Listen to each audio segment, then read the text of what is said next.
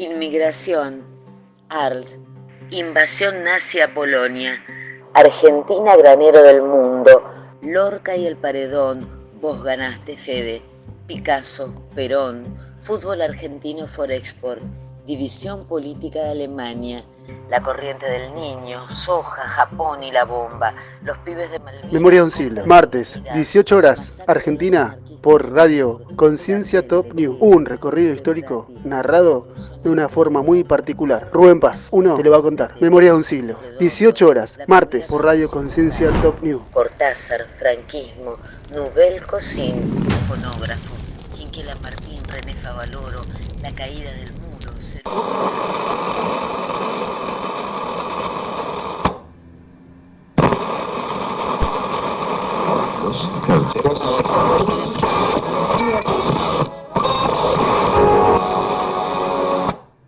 Muy buenas tardes a todos, Radio Conciencia Top News. Soy Rubén Paz, conocido también como uno del oeste o el rústico. El playero de la otra cuadra donde cargo nasta me dice el pisero. ¿Qué hace el pisero? ¿Cómo está el pisero? Me dice el pisero desde que llego hasta que termino de tapar el botón de la nafta. O sea, son como 4 veces que me dice el pisero. Ponele, entro a la playa de estacionamiento de los autos para cargar nafta. Bueno, yo con la moto, y me dice: hola pisero, ¿cómo anda pisero? ¿Cuánto le cargo pisero? Ahí ya me dijo 3 veces. Le digo: tanto. Me carga. Bueno pisero, muchas gracias pisero. 5 veces, mínimo. Este espacio está auspiciado por Rayuela Pizzas, cita en Morón, provincia de Buenos Aires, y por la editorial Uno del Oeste. Memoria de un siglo es una vertiente del ciclo Rústicos Exquisitos, programa que ya va por la 6ª temporada y que combina arte y cocina. El nombrado ciclo fue declarado de interés municipal cultural por el municipio de Morón en el 2020. Memoria de un siglo en Conciencia Top New comienza así. Hacer realidad tu sueño. En Editorial 1 del Oeste publicamos tu libro ya. Editorial 1 del Oeste. Cura de obra, diagramación, difusión, corrección, registro, ISBN, diseño gráfico interior y exterior, novelas, poemas, ensayos, cuentos, relatos, tesis, manuales para todo tipo de ciclos y cursos. También revistas. Contactanos a nuestro WhatsApp 11 33 82 0887. En Facebook Rubén Paz. Instagram 1 del Oeste. Tu libro, tu legado. Hoy en Memoria de un siglo vamos a repasar parte, porque repasar toda la carrera de este prócer es muy difícil. Entonces vamos a puntualizar con algunos datos que te voy a tirar yo al principio ahora mismo, y con notas que le han hecho durante su vida en su larga carrera exitosa como lo que fue, ¿no? Voy a darte entonces algunas notas de gente que le ha hecho notas a él, mejor dicho, y de algunos momentos históricos entre cruces, entre idas y vueltas, y por supuesto no puede faltar lo que ocurrió hace pocos días atrás. Estoy hablando de el prócer para mí del fútbol y de mucha gente, el César Luis Menotti, que falleció este 5 de mayo. En el primer tiempo, esto es muy curioso y creo que no se da muy seguido, creo que no se dio nunca incluso, en una final de fútbol del fútbol argentino, valga la redundancia. Estudiantes y Vélez jugaban la final de la Copa y se noticiona en todo el país que muere César Luis Menotti, fallece en ese momento en el primer tiempo, y en el entretiempo le hacen un homenaje muy bien hecho, muy sentido, y es realmente encantador. Creo que estaría bueno de la parte de Memoria de un siglo abrir con eso, ¿no? Con ese homenaje que le hacen en el estadio de Santiago del Estero, donde el locutor sale antes del segundo tiempo a decir que falleció César Luis Menotti, y todo el estadio le hace un silencio. Eso es muy llamativo. ¿Por qué digo esto? Porque hay un contrapunto bastante interesante entre Estudiantes y Menotti. La escuela bilardista, todo el mundo sabe, el que entiende de fútbol, sobre todo en Argentina, pero el que entiende de fútbol también a nivel mundial, sabe la contrapartida y la pelea definitiva que tuvieron estos dos genios del fútbol argentino, desde una mirada distinta de ver el fútbol, justamente entre Menotti y Bilardo. y que estudiantes, los hinchas estudiantes hayan hecho ese minuto de silencio. Por supuesto, no toda la parcialidad, siempre hay, ¿no?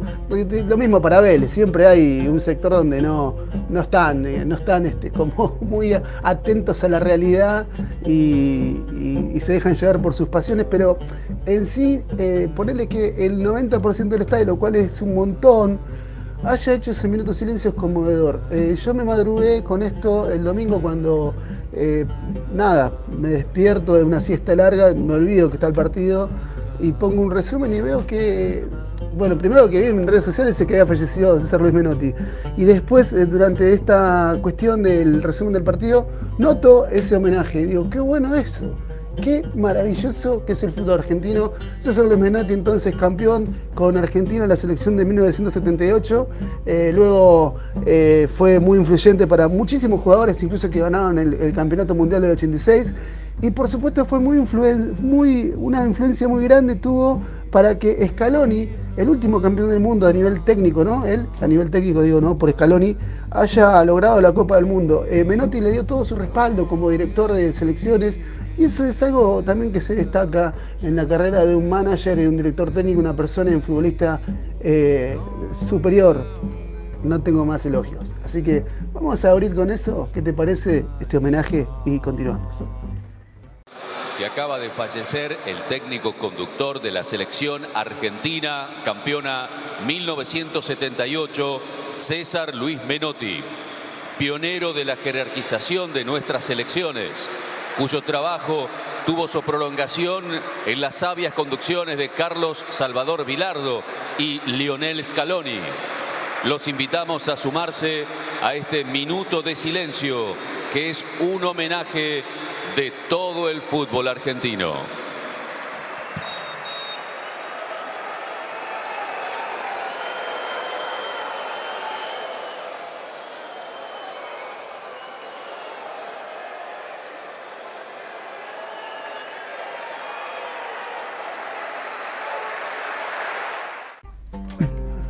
César Luis Menotti nació en Rosario un 5 de noviembre de 1938 y falleció, como todo el mundo lo sabe, ya 5 de mayo, el domingo pasado, de 2024. También conocido como el Flaco, futbolista, entrenador, es considerado una de las figuras más importantes e influyentes en la historia del fútbol argentino y de la selección argentina, a la cual se le acredita por transformarla en una potencia mundial durante sus años como entrenador, 1974-1982, al haber logrado el primer campeonato mundial para el país en la edición de 1978. Su estético estilo de juego en sus equipos pasarían a ser doctrina de la filosofía del juego popularizada como menotismo, que serviría como mayor influencia para una gran cantidad de entrenadores en las décadas siguientes. Como jugador, Menotti era delantero y su primer equipo fue Rosario Central, donde debutó en 1960. En su corta carrera ha jugado para Racing, Boca Juniors y el Santos de Pelé, hasta su retiro en la Juventus de Brasil en 1970. Un par de meses después comenzó su carrera como director técnico entrenando inicialmente a Newell's Old Boys. Qué detalle, ¿no? Y un año después a Huracán, donde formaría uno de los equipos más místicos de la historia del fútbol argentino. Paréntesis. Canalla por excelencia, en una de las notas que te voy a mostrar, él dice: soy canalla por excelencia. Él nació en Rosario Central y se formó como individuo cultural, no como jugador de fútbol, porque no hizo inferiores, no jugó inferiores Menotti, en Central. De hecho debuta en Central, pero fue director técnico de Newell's Old Boys. Ahí ya estaba como rompiendo una barrera, ¿no? Esas barreras del fútbol argentino que son los antagonistas. Bueno, Menotti no, era como más verticalista en ese sentido. 10 años jugó nomás al fútbol. Por eso mucha gente, y me incluyo en esto, por supuesto yo no lo vi jugar al fútbol porque fue desde 60 a 70,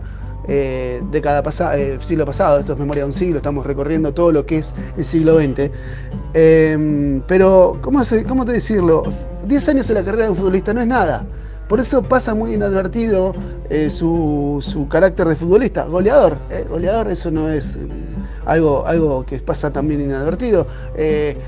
Por lo general, y esto lo voy a poner a modo personal, por lo general los grandes entrenadores de fútbol no son centros delanteros, son mediocampistas. Caso de Bielsa, caso de Bilardo, caso de, Scaloni. son mediocampistas. Eso es curioso en un entrenador donde él era delantero. Y delanteros como Palermo, por ejemplo, no son grandes técnicos a mi parecer y poco entendimiento del fútbol. Quiero decir. Entonces es llamativo. Y el arquero, bueno, hay casos también destacados como La Volpe, que es uno de los arqueros y entrenadores más influyentes también. Bueno, si no pregunten a México, ¿no? Donde lo ha dejado La Volpe. Y después hay muchos defensores en el fútbol argentino, muchos defensores y muy buenos. Por ejemplo, Domínguez, el último campeón, el Estudiantes, es uno de los. Fue un defensor muy copado. Tuve el gusto de conocerlo personalmente en Mar de Ajó, no viene caso, es una anécdota chiquita, pero y como entrenador ha ganado mucho y ha tenido grandes logros si no fue campeón, porque una cosa es el logro de ser campeón, el mérito obvio, pero después el otro mérito es no ser campeón, pero tener un equipo que rinda y que sea vistoso al juego. Este paréntesis lo tengo que hacer así porque nadie sabía que por ahí, las nuevas generaciones sabían que Bilardo, perdón, porque después más adelante voy a hablar de Bilardo, es como que no puedo evitarlo, perdón, Menotti, digo, no sabía que había jugado al fútbol. Siempre lo vieron y siempre veo en las redes sociales que dicen, yo no sabía que había jugado, no lo vi nunca jugar, nunca lo vas a ver jugar, porque incluso hay poquísimos y hasta yo diría nulos archivos de internet donde él está jugando, porque claramente el 60, 70 no era tan televisado como hoy día, que hasta el fútbol amateur se televisa, ¿sí? Vos decís, ¿cómo? Sí, hay canales de YouTube donde van a hacer la campaña a un equipo de barrio y están ahí y lo están televisando, porque YouTube es eso, es televisión, es tu televisión, tu tubo significa, ¿no? En Menotti pasó eso, hay poquísimo archivo que yo en lo que es el canal Memoria de un Siglo lo voy a poner al archivo, porque no tiene audio, entonces es un archivo que es la música y el archivo, y lo voy a poner para que ustedes lo vean, así que ya saben, y esto lo digo para que sepan, ¿no? También los que no saben, Memoria de un Siglo es un programa de radio que inicialmente empezó como un programa de entrevistas, un tú a tú entre un entrevistado y yo, que era más o menos de una hora y cuarto. Eso estaba filmado y se subía a un canal de YouTube que hoy se llama Memoria de un Siglo, pero que antes se llamó Uno del Oeste. Entonces, después me ofrece acá la Radio Conciencia Omnium, Mariana Hadet y Luisa Hadet, a hacer este programa. Me dicen si me animaba, porque yo ponía el link para que lo escuchen. Y obvio que me animo, qué sé yo. Y hoy es un programa de radio, pero a la vez también se puede ver por YouTube, por el Memoria de un Siglo, todo lo que yo muestro en video. Así que ya saben, lo que quieren ver a Menotti hoy, como también pudieron verlo al Che Guevara antes, o pudieron verlo, qué sé yo, a otros, por ejemplo, el folclore de la semana pasada, todo se puede ver. Está hecho a propósito para que ustedes puedan escuchar la voz, que hoy la tengo bastante cascada, no sé por qué, debe ser el clima, la humedad. Acá en Buenos Aires es una humedad espantosa hace como 3 meses. Y puedan ver y oír todo lo que yo estoy diciendo. Bueno, vamos a seguir con esto que es César Luis Menotti, en una nota que le realizó Graciela Fernández Mejide, y está interesante. Adelante. Vos de chiquito, vos naciste en Rosario. En Rosario. En Rosario. Y tu papá era un militante peronista fuerte, ¿no? Sí. Mi casa se había transformado casi en una unidad básica, diríamos. Es decir, yo pertenecía a una clase, para ser prudente, media alta, pero si lo miro desde ahora era más alta que media, pues mi papá tenía coche. Pero bueno, era militante peronista y mi casa fue baleada 2 veces. Era una época... ¿Él era de la resistencia peronista? Sí, era una época que yo ni la quise estudiar mucho, por respeto a mi padre, porque después yo entré en grandes contradicciones con la idea de él. Porque a 1,5 cuadras de mi casa vivía Florindo Moretti, que fue secretario general del Partido Comunista. Época en que la política estaba muy claramente clasificada, es decir, era Partido Radical, Partido Peronista, Democracia Progresista, Partido Comunista. Ahora las izquierdas son Izquierda Unida, Partido Obrero. Yo creo que el Partido Comunista ha sufrido tantas persecuciones y tantas que tuvieron que cambiarle el nombre. Bueno, también en el mundo real, el socialismo real, no logró lo que quería. No, evidentemente que no. Y hoy la prueba más ahora en Francia, ¿no? Es una decadencia increíble, pero el barrio, la política era... Si mi padre se muere antes del golpe de Estado, el 55. Que para un chico como hijo único, yo tenía 16 años, era un golpe durísimo, ¿no? Mi casa era tan confusa políticamente. Por ejemplo, mi papá, Antonio, amaba a Perón y no quería a Evita. mira. Tenía con Evita eso de cuando regalaba pelotas y regalaba máquinas, él tenía una concepción de la política diferente. Esos regalos a él le molestaban. En otra época le habríamos dicho populismo. Claro. Y mi mamá era al revés, la quería Evita y no lo quería Perón, porque lo trataba de autoritario. Y yo con 15 años escuchar esas discusiones... Pero no tendría mucho más que ver con la relación de tu vieja y tu viejo. Sí, seguro, no tenía nada que ver. Yo digo, se pelearían por otra cosa y después salía esto como una puesta en escena de adelante mío. Sí. Pero vos muy chiquito estudiaste piano además. Estudié 2 años, me quedaba muy lejos y la economía empezó sí, estudié piano. Era muy... Tengo una tradición familiar muy especial. Sí. Una tía mía, Elena Menotti, estaba casado con Ignacio Martínez del Valle, que era hermana, su hermana fue la que dicen la novia de Gardel. Oh. Famosísima historia de Gardel con Isabelita Martínez del Valle. Entonces la música estaba, mi tía cantaba, era soprano, la música estaba muy metida dentro de mi casa, ¿no? Y yo quería ser pianista. Una cosa que yo me enteré leyendo hace poquito un artículo, que vos tenés como 2 fechas de cumpleaños. Sí. Sí, tengo una sobrina que le pasa lo mismo, pobre. Sí, nunca supe por qué. Mi mamá decía que porque mi papá estaba en Tucumán, qué sé yo. Yo nací el 22 de octubre y me anotaron el 5 de noviembre, pero yo nací el 22 de octubre. Pero vos te agarrás a noviembre, que es más joven. Aunque sean cachitas. Aunque sea unos días, haría bueno, sí es bueno. Te digo, le hubiesen errado por algunos años. Ah, bueno, ya es el otro cuestión. Hacer realidad tu sueño. En Editorial 1 del Oeste publicamos tu libro ya. Editorial 1 del Oeste. Cura de obra, diagramación, difusión, corrección, registro, ISBN, diseño gráfico interior y exterior, novelas, poemas, ensayos, cuentos, relatos, tesis, manuales para todo tipo de ciclos y cursos. También revistas. Contactanos a nuestro WhatsApp 11 33 82 0887. En Facebook Rubén Paz. Instagram 1 del Oeste. Tu libro, tu legado.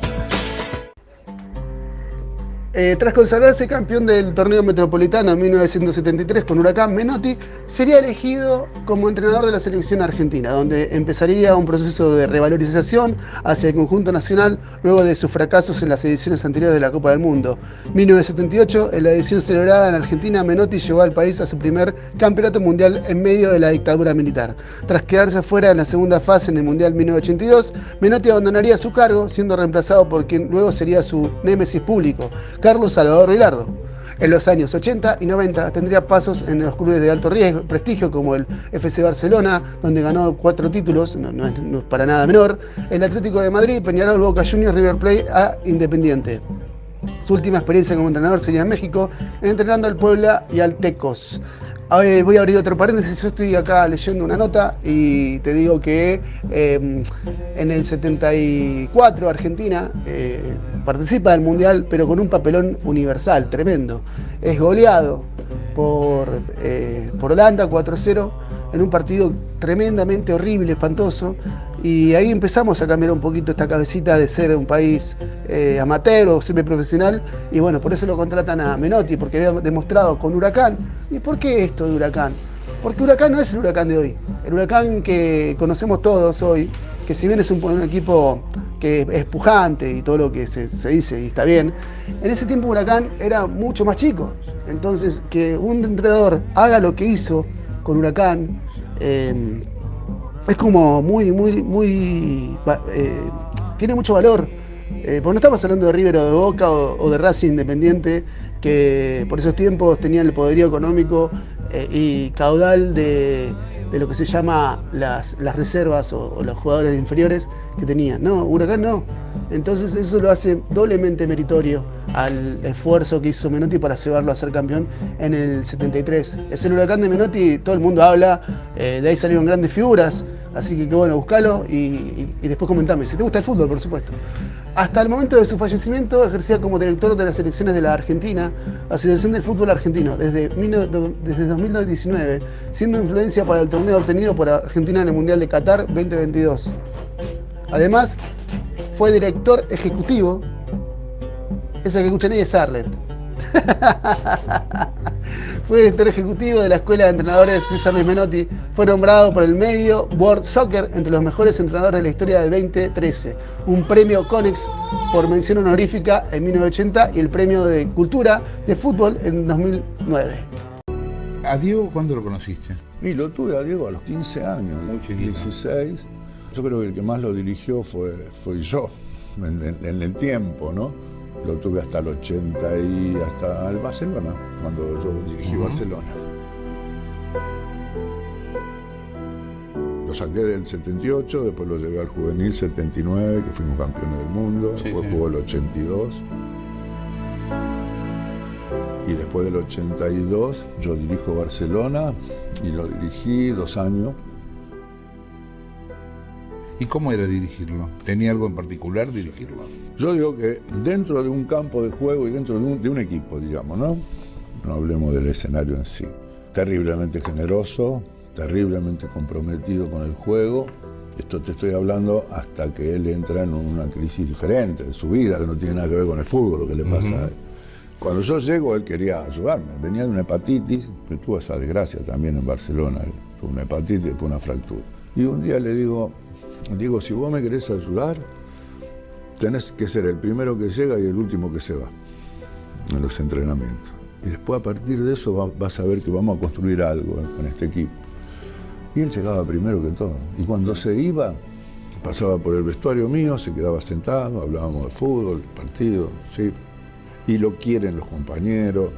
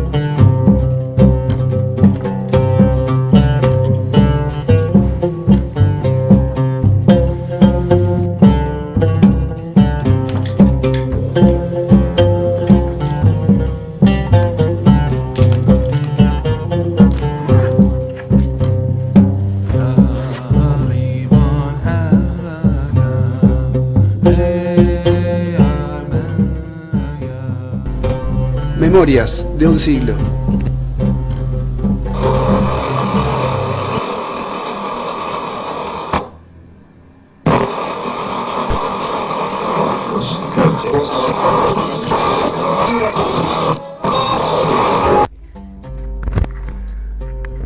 Según sus propias declaraciones, nació en Rosario de Santa Fe el 22 de octubre de 1938. Pero fue inscrito como que nació el 5 de noviembre por su padre, por lo que esa es la fecha que figura en sus documentos personales. Apodado Cito, durante su infancia, en homenaje al histórico jugador de Racing Vicente Cito, se crió en el elegante barrio de Fingerton. Era el hijo único de Antonio Menotti, un reconocido boxeador, y bailarina local, y Olga Fasola, una ama de casa. Bailarín local, ¿qué tal? Empezó a practicar fútbol y básquet en el Club Unión América de Fisherton y en Argentinos de Marcos Juárez. Por sus habilidades pasó a jugar en la Liga Cascaraniense, donde cobraba 1.000 pesos por partido. A pesar de probarse con éxito en Vélez, Sarfields y Huracán, nunca terminó por quedarse debido a que el sueldo que le ofrecían no llegaba a lo que cobraba en las ligas rosarinas. De actitud rebelde, fue arrestado varias veces por vandalismo. Su casa fue baleada en 2 ocasiones por su fuerte afiliación política al peronismo. Vos, en Rosario, ¿qué eran ustedes? ¿Canallas o leprosos? No, yo soy canalla a muerte. Sí, yo soy de Rosario Central. Me ponían corbata, me llevaban a la cancha mi papá y mi mamá, íbamos ¿Con los corbata? 3 y Mirá, me ponían corbata. Era una ceremonia. Cuando me veo esas fotos digo, Qué antigua antigüedad. foto. Me peinaban así como... Iba a ver Rosario Central desde los 8 años, 10. 8 años ya. ¿Y que había un juvenil? No, iba a ver la primera. Ah, ver. Iba a ver la primera. No, creí que habías empezado a jugar. No, nunca jugué en divisiones inferiores. Mira, directamente fuiste a grande vos. Jugué es decir, si hubiese vivido mi padre nunca hubiese sido profesional porque me venían a buscar y mi papá no quería saber nada que jugar al fútbol para divertirme. Y cuando fallece él, este señor que te digo, Moretti, que me veía jugar porque la cancha de fútbol estaba ahí, me recomendó para jugar en San Jerónimo.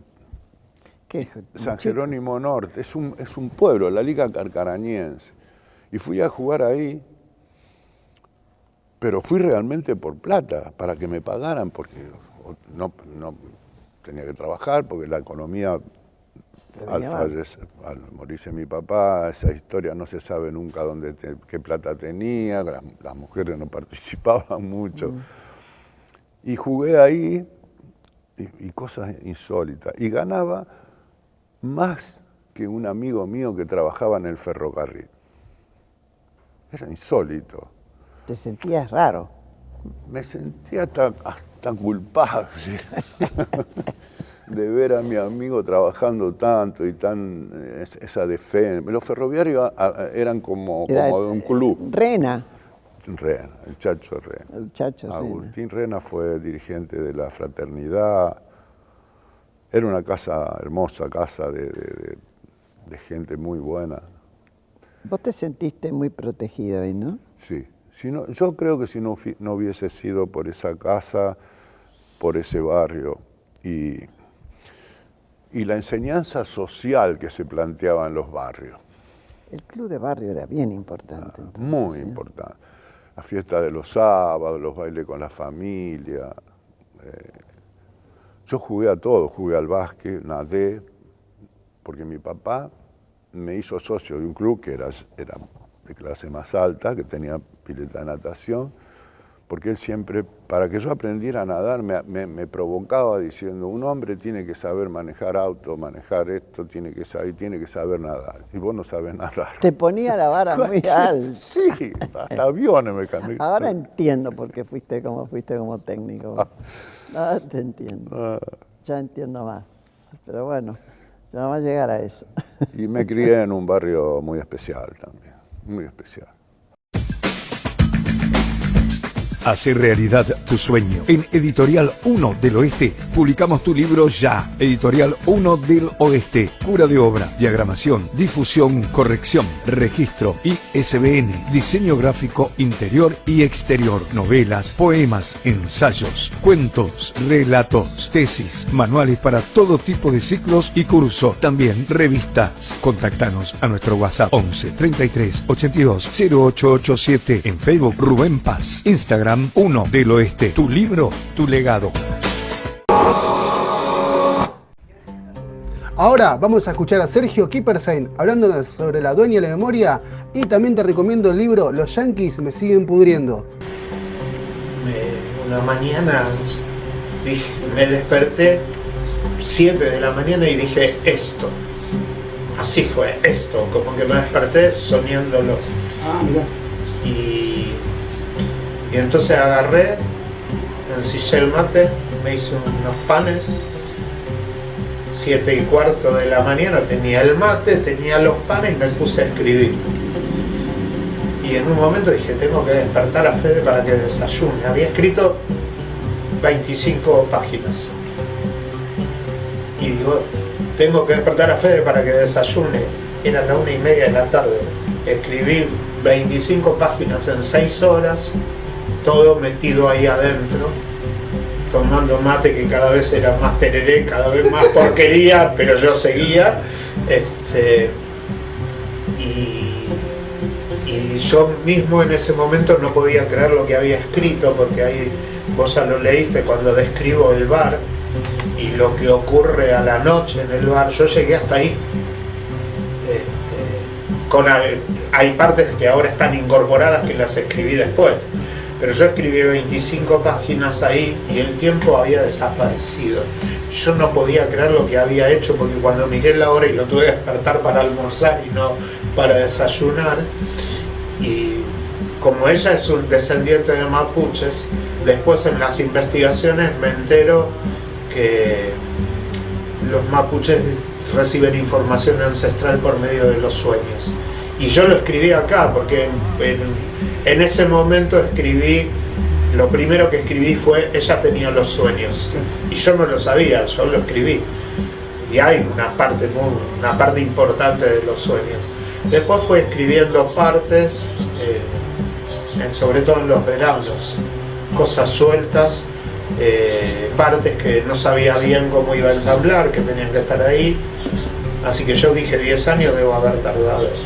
Ahora vamos a escuchar a Ana María Haidt hablando sobre su libro Los Caminos de la Vida. Lo podés conseguir a través de la editorial Uno del Oeste. ¿Cuál sentís vos que es el eje del libro? Hay un eje, hay una guía, hay un camino, desde que empieza hasta que termina. ¿La gente con qué se va a encontrar en la obra? Y con un montón de experiencias vividas, con un montón de cosas que para mí son fuertes y que creo que para el que la lea también, y que para el que la vive mucho más. Creo que puede ser interesante para muchas personas, para jóvenes, para padres, porque cuando uno tiene un padre, normalmente, y más en aquella época, ¿no? Ellos intentan darte educación, intentan darte comida, intentan darte todo esto, pero la salud mental parece que no cuenta. La salud mental no cuenta, no se tiene en cuenta. Incluso creo que nosotros mismos no le prestamos mucha atención, porque nos duele un brazo, vamos al médico, nos duele la pierna, pero tenemos una puntadita en la cabeza y tomamos una aspirina y seguimos camino. Y la verdad es recontra interesante, porque lo que te pasa de chico te afecta para toda la vida. A mí me afectó para toda la vida. Ahora, bueno, creo que pudiendo contarlo voy a cambiar la historia. Pero está muy bueno tener presente que actitudes que hacen los padres sin darse cuenta, porque yo la verdad creo que nadie quiere el mal para su hijo, pero actitudes que tienen los padres a veces dañan y perjudican terriblemente al cerebro de un niño, como me pasó a mí. A continuación, Sergio Soloburen nos explica de cómo escribió Sonetos Lunfantiles. Es que eso ya es un laburo tremendo. ¿Qué tiempo le pusiste a ese libro, a Sonetos con Ecos? Al soneto con eco, bueno, no, por ahí puede no ser creíble, pero cuento cómo sucedió realmente. Escribirlo no me llevó mucho tiempo, porque contaba de que escribía 2, 3 sonetos con eco en un día, en un colectivo. Entonces me habrá llevado 15 días. 15 días. Escribirlo. El trabajo posterior es lo que va, ¿no? Y el trabajo posterior sí es más tiempo. Pulirlo, corregirlo, ver qué se puede mejorar. Hay algunos sonetos que no se pueden tocar. Cambias una palabra y ya lo arruinas. Claro. No sé si es que se arruina. Cambia el sentido o se pierde mucho el juego. Y la idea principal es el juego. Nosotros escribimos, pero escribimos para jugar. Claro. Si no jugamos, no nos divertimos. Si no nos divertimos, ¿qué sentido tiene, no? Ese es el tema. Sí, sí, también es un libro que tiene mucho amor, mucho trabajo, pero ese trabajo tiene la forma de amor también. Es una forma de amor. Yo quiero que salga bien. Entonces, es como te digo, ¿viste? Vos le metés amor a algo y no falla, porque sabes que está bien, y cuando vos metés amor no te equivocás, es muy difícil que te equivoques. Entonces, lo considero como un muy buen libro y lo disfruté y lo disfruto. Javier Serrano nos explica cómo escribió Ventana a mi pueblo, que lo podés conseguir a través de la editorial Uno del Oeste. Hasta que un día, en una noche acá en Catán, agarré y empecé. Estaba con la guitarra y empecé, doña, y me acordaba cuando iba con ella. Y lo que hice es eso, relatar lo que yo he vivido. Y así nació el primer tema que hice para la primera poesía sería. Dice, doña, en lugar de arroyo se trepa la vida con su caminar. Ella barriando sus cabras, 3 perros traviesos la siguen detrás. Tiene su rancho a un costado del camino, muy cerca del río y de la soledad. Adivino en sus ojos secretos de cada persona y de cada lugar. Leña de sauce y cardón llenan de humo toda su cocina. Y en una olla de fierro, ella hierve el mote con otras comidas. Cuando sus hijos regresan, elige corderos para matar. Le ofrenda su sangre a la tierra y que Pachamama le dé mucho más. Doña, en lugar de arroyo, se trepa la vida con su caminar. El valle le ofrece un aroma a cardones, a cerros, a flores, a inmensidad, mientras espera a sus hijos que de Buenos Aires pronto llegarán. Esa fue la primera letra que le hice. Y es contar tal cual, es así. Sí, porque es eso lo que yo viví, o sea, lo vi. O sea, esos 3 perritos, yo iba hacia atrás de esos perros incluso, ¿sí? Mientras ella iba bajando la quebrada con su bastoncito, ¿sí? Y me iba diciendo, mira acá. Y eso fue describir eso. Y ahí, a partir de ahí, fue como abrir un libro porque me empezaron a salir los temas. Sí, claro, sí, y bueno. Elisa Mercedes Strinati habla sobre su venida desde Misiones a Buenos Aires. Pensé que mi mamá iba a venir. El día siguiente a la tarde, mi papá dijo, bueno, a ver tu bolso. Mi mamá me había preparado el bolso. Vamos. No me acuerdo ni cómo llegamos a la estación. Y yo muy contenta hasta ahí, porque creí que mi mamá venía. Cuando me di cuenta que mi mamá no iba a subir, bueno, yo me aferré a mi vieja y mi mamá se puso a llorar. Y le digo, mamá, pero ¿cómo no ibas a venir vos? No, me dijo mi padre, no, tu madre no va a ir. Y bueno, me dijo otras cuestiones que no vienen al caso. Y cuando el tren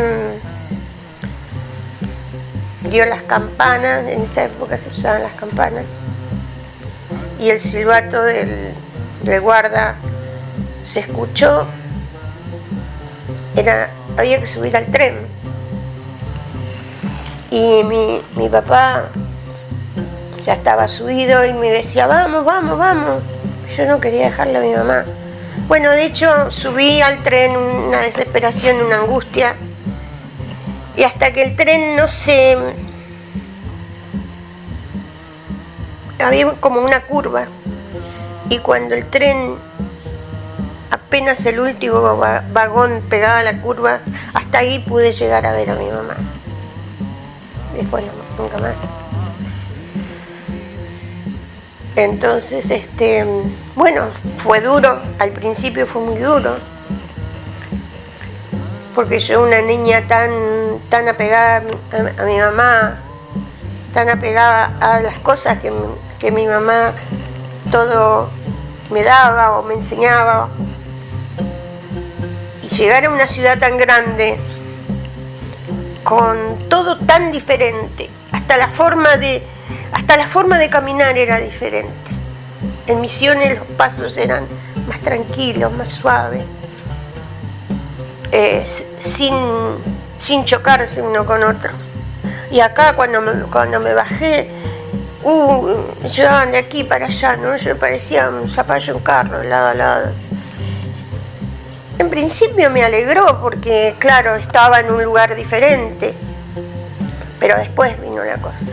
Cuando llegó la noche y pasaban los días y yo no podía ver a mi mamá. A mí me parecía que si yo subía a la terraza de la casa donde vivía, iba a poder ver la estación. En Central en 1960 a 1964. Como jugador esto, ¿no? Sería allá. Finalmente fue fichado por Central, Rosario Central, luego de que le ofrecieran 2.500 pesos como sueldo. Menotti mintió que cobraba 2.000 en las ligas rosarinas.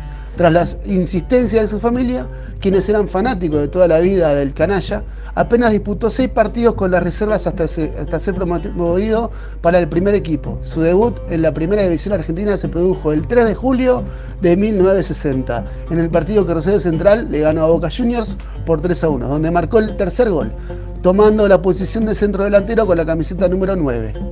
Lo hizo debutar Enrique Lupis, el padre del famoso esgrimista y actor argentino. ¿No? Federico Lupis, ¿no? Federico no. Sí, creo que sí. O no, me acuerdo. El que hacía el zorro es. Búsquenlo también. Fernando Lupis, creo que se llama. Un delantero habilidoso, lujoso y con un potente remate de media distancia. Se mantuvo 4 temporadas en Central, totalizando 46 goles en 86 partidos. Es un montón, ¿eh? Creo que es el 50%. En la temporada 1962 finalizó tercero en la tabla de goleadores con 15 tantos. Por sus buenas actuaciones en el conjunto de Arroyito, Menotti fue convocado por primera vez a la selección argentina, debutando el 15 de agosto de 1962 ante Uruguay por la Copa Lipton, donde fue elegido por sus participaciones. Por ello también debutó el partido contra Chile. Disputó,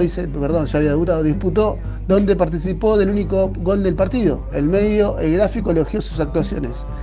En un mal partido entre Argentina y Uruguay, Menotti expuso individualmente todos los recursos que suele poseer un crack.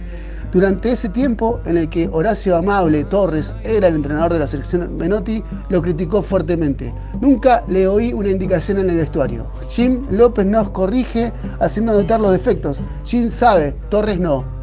Convirtió su único gol en la selección ante Paraguay por la Copa Chevalier Guaitaler en la victoria 3-2, en la que también fue su última participación como jugador. Picante acá, ¿no? Es un picante bárbaro y no se guarda ninguna y tampoco tiene problema de guardársela, digamos, o sea, es buenísimo, buenísimo. Siempre fue así, sus declaraciones, si lo escuchás, siempre fue al frente, no se guardó ninguna, eso está bien, es una personalidad muy, muy correcta esa. Durante 1963, Central no pudo mantener la buena racha que había tenido el año anterior y terminó 10º en el torneo. Menotti aportó 12 goles, quedando 6º en la tabla. En ese año tuvo actuaciones destacadas ante Boca, donde le metió un gol y se fue expulsado por pelearse con Antonio Ratín, otro más con carácter. Y ante River, donde le metió el único gol del partido a Antonio Carrizo. Antonio Carrizo, una leyenda del fútbol, con un potente remate de media distancia. Seguimos entonces, perdón, tengo una voz muy mala hoy, martes 7 de mayo, ¿es? No sé, ni idea, a ver, creo que sí, 7 de mayo.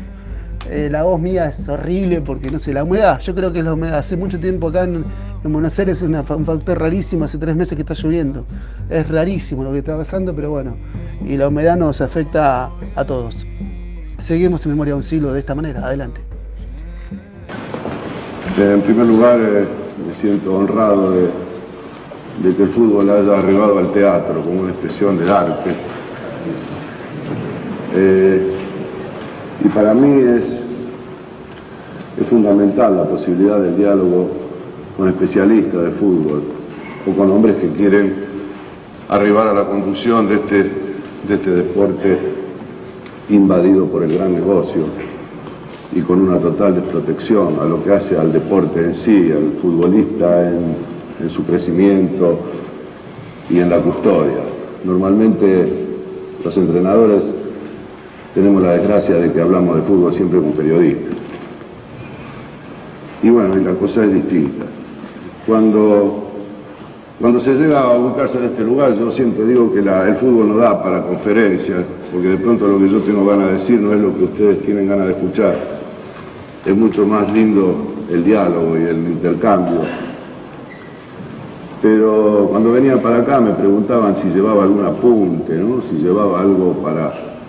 Y me cuestionaba a mi familia, así, ¿cómo vas a dar una charla y no llevas nada? Y digo que cuando se está de este lado, la iniciación de la charla tiene que decir, vamos a tratar de hablar de algo que a ustedes y a mí me interesan, y no como a veces escuchamos en los medios de comunicación que hablan como diciendo voy a hablar de algo de lo cual ustedes no saben nada. Entonces mi idea era, en primer lugar, intentar algunas reflexiones. Nosotros los hombres de fútbol, los que nacimos en una cancha, al menos a mí me pasa, me siento maltratado por la cantidad de mensajes de confusión a un público que pareciera que hasta está perdiendo el buen gusto o la memoria de lo que ha significado el fútbol argentino para nosotros. Es decir, el fútbol para este país ha sido un hecho cultural. Y un hecho cultural no es nada más ni nada menos un lugar de expresión, donde el hombre desde cualquier lugar, desde cualquier sociedad, la maltratada, esta que se la denominan los desposeídos, porque también hay quienes se encargan de que sean los desposeídos, encontrábamos en el fútbol un lugar donde expresar, así como los músicos con un instrumento, o así como un poeta con una lapicera. Nosotros los futbolistas empezábamos a hacer algo y a manifestarnos a través de esta belleza que tiene el fútbol juego. Entonces yo pensaba, en primer lugar, charlar con ustedes, decir qué es un equipo, qué es un equipo de fútbol. A los efectos nada más de que este tipo de charlas sirve en la medida de lo que ustedes puedan llevarse, por lo menos lo que no deben hacer, por lo menos lo que no les sirva. Entonces yo sostengo que un equipo es ante que nada una idea, ¿no? Como una orquesta es una idea. Por eso los tangueros había quien le gustaba D'Arienzo, otro le gustaba Troilo. Un equipo de fútbol es una idea. Y además de una idea, es un compromiso. Y además de un compromiso son las claras convicciones que un entrenador debe transmitir a sus jugadores para defender esa idea. No termina ahí. Es decir, porque también una vez escuchaba a dos vagos en un café que decían, estaban sin laburo los dos, entonces uno le decía al otro, tengo una idea que nos vamos a salvar. Y era la idea de asaltar un banco. Por lo tanto, hay ideas que sirven y otras que no.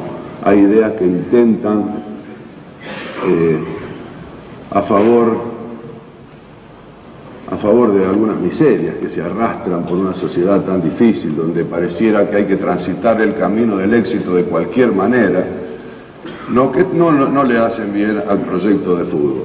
Entonces, esta idea de un equipo está ligada a un montón de razones que es la que he sostenido para defender. Es decir, en primer lugar, que un equipo de fútbol es un equipo de fútbol.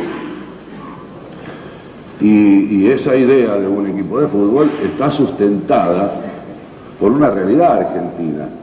Es decir, el miedo por el cual estoy atravesando en los últimos tiempos es el hecho de que el jugador pierda su naturaleza de jugador, que a favor del modernismo y de la táctica, que en definitiva no es nada más que la ubicación geográfica de un equipo para recuperar la pelota y la ubicación geográfica para después jugarla, que en definitiva sería, volviendo atrás, tratar de que no nos hagan goles y tratar de hacer goles. Entonces, mi preocupación es que los entrenadores no nos arroguemos el derecho de quitarle al espectáculo el sinónimo de fiesta, a favor de un razonamiento filosófico que no tiene sustentación, que es evitar los riesgos. No conozco ningún sistema que evite riesgos. Los riesgos están como en la vida.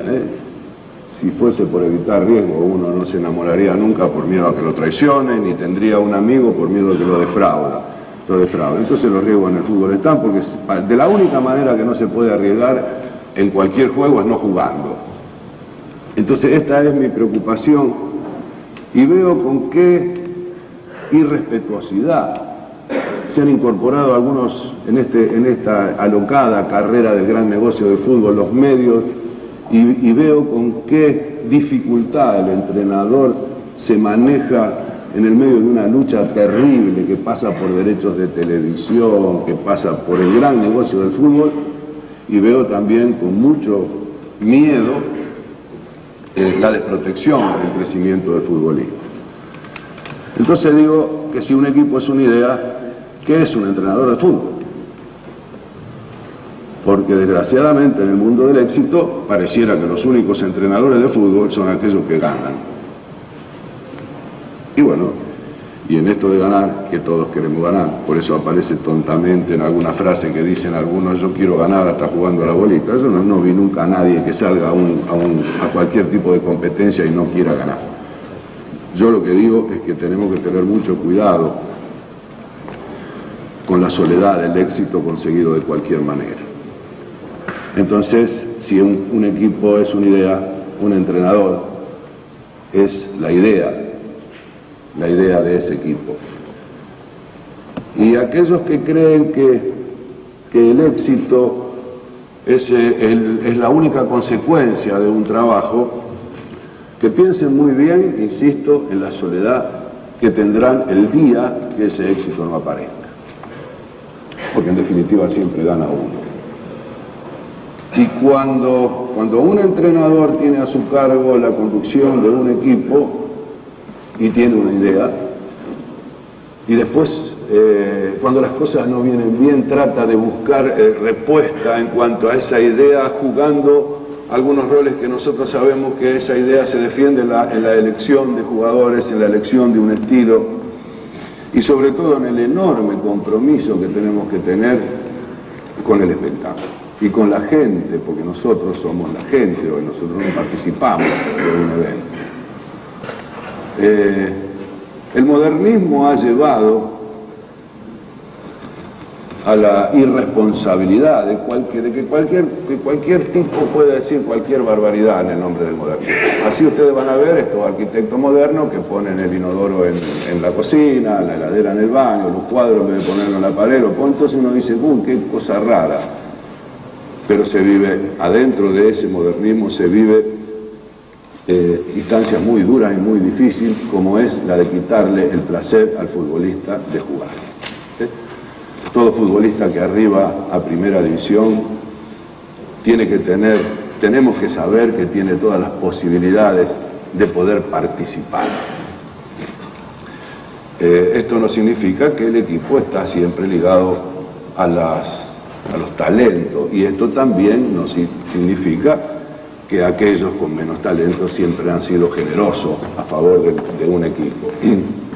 Pero insisto, si no somos capaces de sostener una idea donde defienda la naturaleza del futbolista, si el futbolista no entiende y no aprende que el dinero nunca puede salpicar su naturaleza, si acá mañana se para Serrat o se para la Negra Sosa y canta, a nosotros no nos importa cuánto cobra, a nosotros no, lo que sí nos tiene que importar es que no nos traicione en su mensaje, que no nos mienta, que no nos engañe, cuando la diferencia está dada en los entrenadores, que están aquellos que cuando le dan la propuesta la meten en el bolsillo y dicen cuánto hay, como los actores, ¿no? Hay actores que meten el libreto en el bolsillo y dicen cuánta guita hay, y hay otros actores que leen el libreto y dicen esto yo no lo hago por ninguna plata. En esta carrera de crecimiento del entrenador hemos arribado a lugares donde realmente la soledad es espantosa. Y yo divido los entrenadores entre los que dignifican la profesión y los otros. Entre los que dignifican la profesión podemos tener diferencia, discrepancia. Le puede gustar jugar con líbero o con stopper, al otro le puede jugar en zona. Pero Lo que no debemos permitir de que esta idea de dignificar la profesión de entrenador sean avasallados por los hombres del gran negocio, por aquellos que están a la espera de vender con la derrota, de vender con el fracaso, de vender con el triunfo, de vender con todo lo que se pueda. Total, todo lo que vende sirve. Entonces sirve vender con la tragedia de la derrota, porque tampoco debería ser una tragedia, o subirse arriba del carro de los triunfadores para sostener que esa es la única verdad del fútbol. Y yo veo esa soledad, porque no hemos sido capaces de acompañar el crecimiento tecnológico de los medios, los entrenadores, para evitar esa soledad. Y cuando se habla de la asociación de entrenadores, yo tengo un profundo respeto por la asociación de entrenadores. Debo ser claro también, porque así como lo respeto muchísimo, también le exijo que luchemos, porque cuando digo que no acompañamos este proyecto tecnológico que el fútbol tiene, cuando uno dice una cosa en Marco Juárez, esa misma cosa a los 3 minutos sale en Roma. Y los entrenadores no hemos tenido la capacidad de agruparnos y defendernos. Y entonces, en esta confusión que vivimos, se desata una lucha despiadada por ocupar lugares. Y tenemos que soportar a veces la calumnia, la mentira de grupos monopólicos de poder que tienen su proyecto.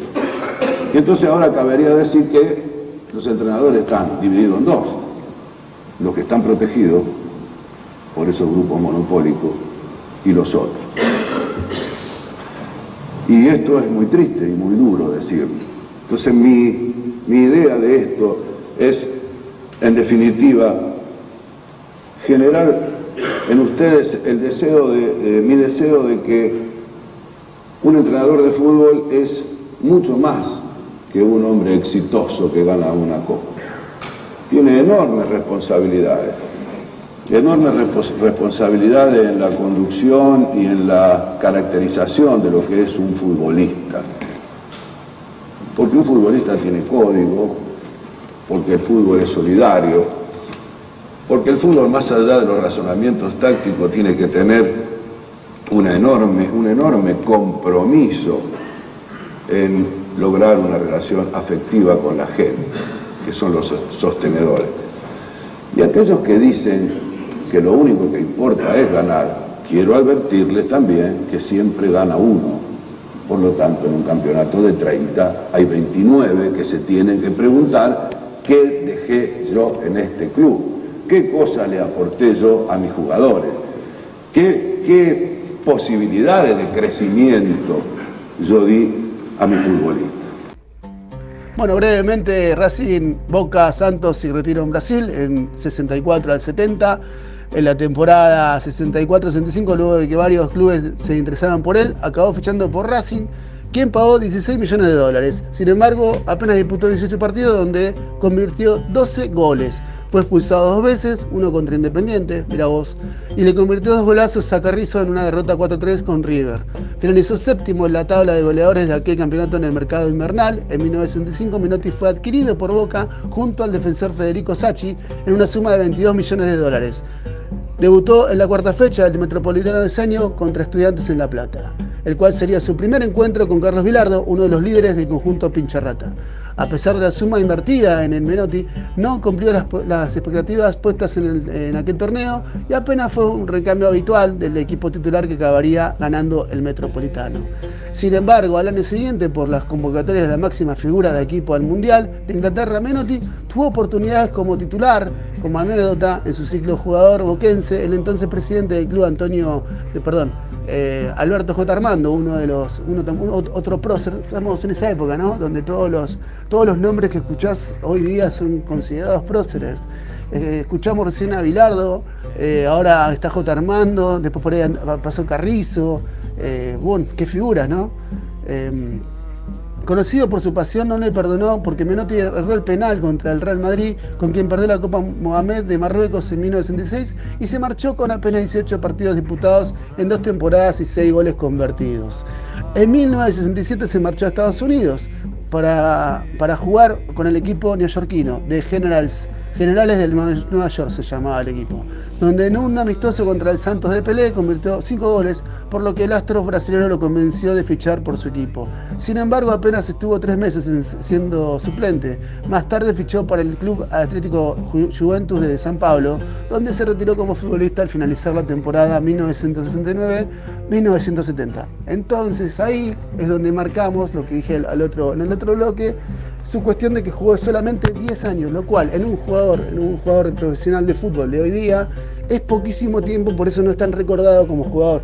Si hubiera jugado al menos 20, que es el doble, no estoy diciendo nada extraordinario, los chicos de hoy te juegan desde los 18 años hasta los 38 algunos, o sea, ya son 20 ahí, ¿no? Algunos por supuesto por lesiones no llegan, es una carrera corta, pero no es tan corta como para jugar 10 años. Así que bueno, seguimos en Memoria de un Siglo mientras estoy amacando a Arlet, que ustedes no lo van a ver porque no estoy filmando nada. Así que seguimos en Memoria de un Siglo, ¿no, Arlet? ¿Qué te parece? ¿Sí? ¿Sí? ¿Te parece? Que me quiere tocar el micrófono y se va a armar lío si toca el micrófono. Y yo no se la dejo, ahí va a tocar el micrófono. Dale, adelante. Así como el presidente saluda y despide a sus embajadores antes que estos salgan al cumplir con su gestión. Escuchá la palabra clave.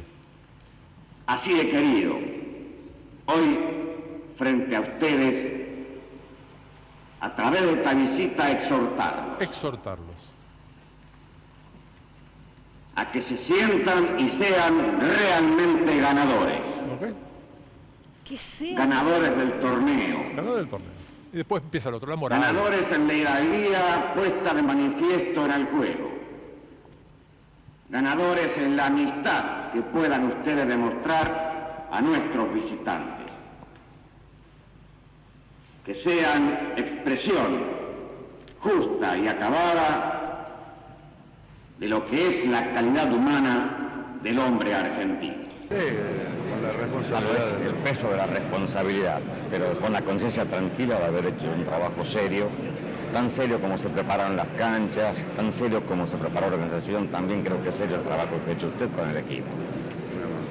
Comprendo el peso de la responsabilidad, pero tenga la plena seguridad de haber cumplido a conciencia con este trabajo tan delicado de la preparación.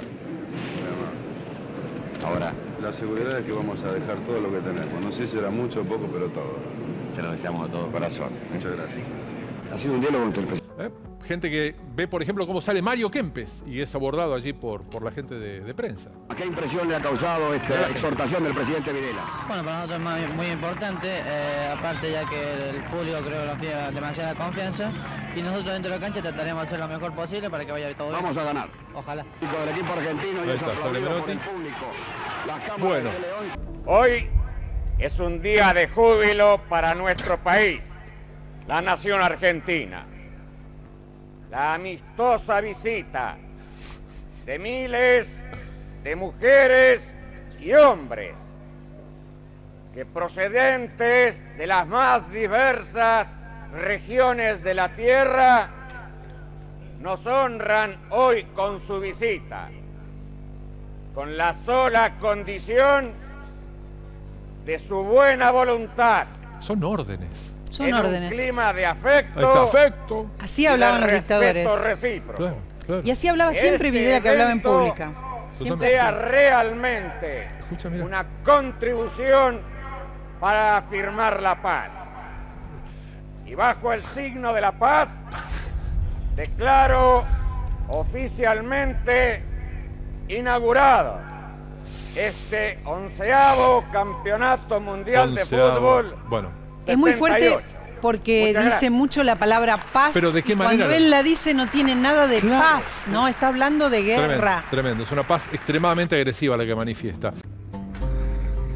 Ahora vamos a repasar brevemente la etapa de entrenador de César Luis Menotti, que arranca en Huracán. Apenas unos meses después de su retiro como futbolista, Menotti tuvo sus primeras experiencias como entrenador en Central Córdoba y Newell's Old Boys de Rosario como asistente e interino de Miguel Antonio Juárez, quien fue compañero suyo en Rosario Central y quien era uno de sus máximas referencias en cuanto a su filosofía de juego. Luego del Campeonato Nacional de 1970, en abril de 1971, Luis Seggio Seijo, ahí está, presidente de Huracán, contrató a un inexperto, Menotti. ¿Te suena la palabra inexperto en la carrera de Menotti? ¿Y te suena la palabra inexperto, siendo que Menotti apoyó a un inexperto Scaloni? Que no, todos sabemos qué pasó, esa palabra. De 32 años tenía Menotti, cuando fue su primera incursión en el entrenamiento de equipos en Argentina. Luego de despedir a Osvaldo Subeldía y a Carlos Bilardo por malos resultados. Mirá vos, ¿no? También esta cuestión de Bilardo y Subeldía en el 71, a mí no me están cerrando las cuentas, me parece que hay un dato que no está bien acá, porque Subeldía sí, pero bueno, esto lo voy a dejar a otra investigación. Me parece que Carlos Bilardo acá no, como director técnico no en el 71 por lo menos, fue mucho después, entiendo yo. Menotti pensaba que el fútbol argentino atravesaba una época deprimente y que había que volver a las bases. En aquel primer torneo Menotti agarró un equipo que estaba último en el torneo y que contaba en sus filas como jugadores como el Coco Basile, el Bambino Beira, Miguel Brindisi y Carlos Bamington. Qué nenes que termino de nombrar. Y lo que debo hacer es levantar la moral del plantel, que parece bastante decaída, pero en Huracán hay jugadores que para intentar una buena campaña, declaró Menotti después de su debut el 2 de mayo de 1971 en una derrota por 3-0 contra Boca. Después de una racha de 12 partidos sin perder, el equipo acabó noveno en el torneo. Bien. Durante el año 1972, Menotti empezó a formar las bases de lo que él sería el equipo campeón del año siguiente gracias a una excelente gestión de transferencias, donde trajo jugadores fundamentales como Francisco Russo y Omar La Rosa. Después de su inicio irregular, el equipo estaba a 4 puntos de la zona de descenso para la 9ª fecha. Con apenas 2 victorias, Menotti estuvo a punto de ser despedido, pero luego de ganarle 3-1 a Estudiantes en La Plata, pudo mantener su cargo. El equipo terminó tercero en el Metropolitano de aquel año, arrebatándole el lugar a River después de ganarle 3-1 en la última fecha, y ya demostrando un fútbol de alto vuelo, siendo el equipo más goleador con 66 tantos convertidos. Vamos a escuchar entonces un extracto más de una nota que le realizaron a Menotti y que da siempre una cátedra de vida, de filosofía del fútbol, de barrio, de lo que vos te imagines. Adelante. Vamos a dialogar con César Luis Menotti. En primer término, Menotti, queremos conocer cuál es el motivo de tu presencia aquí en Córdoba. Y el de siempre, de quien está ya agotando las posibilidades de tiempo para la conformación del plantel de la selección nacional. Es decir, observar Talleres y Racing, donde indudablemente, de acuerdo al puntaje de ambos equipos, diríamos que es prácticamente la final de la clasificación de esa zona y donde hay jugadores que le interesan a la selección nacional. Menotti, agotar el tiempo significa que se está jugando contra el reloj para la conformación del seleccionado argentino. No, simplemente es que el técnico tiene la obligación de no dejarse contagiar por la impaciencia de un público comprensible y de un periodismo también comprensible esa impaciencia, pero no se puede dejar contagiar y debe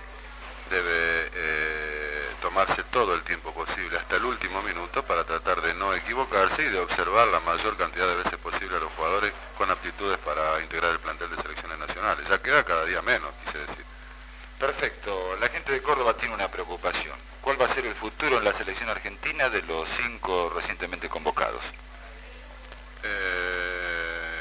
No quisiera en este momento hablar de futuro. Pienso que tampoco se juega el futuro de ningún jugador en el hecho de que sea o no convocado. De lo que sí, estoy muy feliz de la actuación de Talleres de Córdoba y de los jugadores de la selección nacional. De aquí en más, repito, vamos a estudiar porque hay distintos problemas que hacen a la convocación definitiva de jugadores, que son la reincorporación de algunos o de 3 jugadores que están en Europa, y eso hará variar o no la incorporación de otros jugadores. El balance de Menotti después de la gira que realizó por Europa. La gira sirvió para estar cerca de las posibles o no novedades que haya en el fútbol europeo, para la apreciación de las individualidades, de algunos funcionamientos, para recoger la experiencia de países con infraestructura deportiva superior a la Argentina, para dar a nuestra selección las mayores comodidades, como concentraciones, lugares de trabajo, pero en definitiva en lo específico futbolístico te digo que vuelvo con la tranquilidad que Argentina tiene idóneos profesionales en la profesión. Gracias, Menotti. Hasta siempre. Seguimos con esto de Menotti como entrenador. Durante la pretemporada, mejor dicho, ¿no?, de 1973, Menotti asistió a un partido de Defensores de Belgrano, donde descubrió a un desconocido joven delantero habilidoso. Y nos ponemos de pie, señoras y señores, René Hausemann, que nunca había disputado un partido en primera división. De golpe vimos que venía un flaquito desgarbado con un bolsito verde que parecía jugar cualquier cosa menos jugador de fútbol. A la tarde hicimos la práctica y nos volvió locos a todos. Era un distinto, recordó La Rosa tiempo después. Menotti se había dado cuenta que el desequilibrio de Hausemann era lo que le faltaba para volverse un serio contendiente al título. El 4 de marzo de 1973, en la primera fecha del Metropolitano, Huracán goleó 6-1 a Argentinos Juniors en la Paternal. Aquella tarde sería descrita por los medios como un ballet de fútbol total, que se extendería por el resto del torneo, con goleadas a Boca, Racing y a Atlanta. La goleada por 5-0 a Rosario Central sería una de las más recordadas, en la que la hinchada rival aplaudiría al equipo de Menotti. Sí, aplaudiría la hinchada goleada al equipo del maestro Menotti, quien fue el goleador. Pocas veces he visto una superioridad de tal en un conjunto sobre otro, escribiría Roberto Fontana Rosa. Bueno, sabemos quién es Roberto Fontana Rosa, uno de los hinchas más destacados, falleció hace mucho tiempo, de Central. O sea, no lo está diciendo alguien desconocido, sino uno que ya era muy conocido y muy caracterizado hincha de Central. Siendo líderes todo el torneo, con 46 puntos en 32 fechas, Huracán se consagró campeón de la primera división por primera vez en su historia, 3 fechas antes de que termine el torneo en una derrota 2-1 con Gimnasia el 16 de septiembre. En celebración del campeonato a fin de año, Menotti convenció al Santos de Pelé de jugar un amistoso en Parque Patricios, el cual sería uno de los últimos partidos del brasileño en su club antes de retirarse en Estados Unidos. Durante 1974 el equipo no pudo mantener el nivel del año pasado, en parte debido a las convocatorias hechas para el Mundial y por los compromisos que había asumido Menotti con la seleccionada en la segunda mitad de año. Su último partido fue el 24 de noviembre de 1974 en una victoria por 2-0 contra Atlanta. Seguimos en Memoria de un Siglo, adelante. Yo soy un militante de la política, yo conozco de persecución, conocí las torturas, yo escuché a Kio después de la muerte en Galinela, muerto, torturado, así que no me hago el que no... ¿Sabes que cuando en Galinela lo secuestraron, recordemos que era un médico del Partido Comunista, lo torturaban en Rosario y seguramente quedó en la tortura, es muy posible. Sí. Mi padre era médico y los médicos de los hospitales hicieron huelga. Sí. Mi padre hizo huelga. Él no pertenecía a ningún partido político. No, lo hizo era solidarizándose. Sí, porque la detención era ridícula y vergonzosa. Bueno, típico. Así que cuando yo vuelvo aquí, voy a presentar la renuncia. Y la AFA nunca estuvo intervenida. La AFA siempre perteneció a los clubes. No hubo intervención en la AFA. Así como sí había poderes que influían para la designación de un presidente. Eso fue con Grondona, eso fue con Cantilo, eso fue porque hubo un momento que el poder político tenía gran influencia a poner un presidente de AFA y han quedado afuera presidentes como Armando, como Liberti, que eran figuras y no fueron presidentes de la AFA. Bueno. Y cuando voy a presentar la renuncia, el doctor Cantilo, que para mí fue un hombre de una conducta impecable y una honorabilidad, me dijo, yo voy a estar aquí hasta el 78 termina el Mundial y yo me voy. Le quiero decir que lo único serio que hay acá adentro es su carpeta. Yo había hecho una carpeta con todo lo que se necesitaba. Bueno, y empezamos a entrenar. Yo sabía todo. Lo que no sabía era el nivel. Yo sabía que a los dirigentes sindicales, pero también todos los que me hacían las notas y también lo sabían. Sí. Y pasa una cosa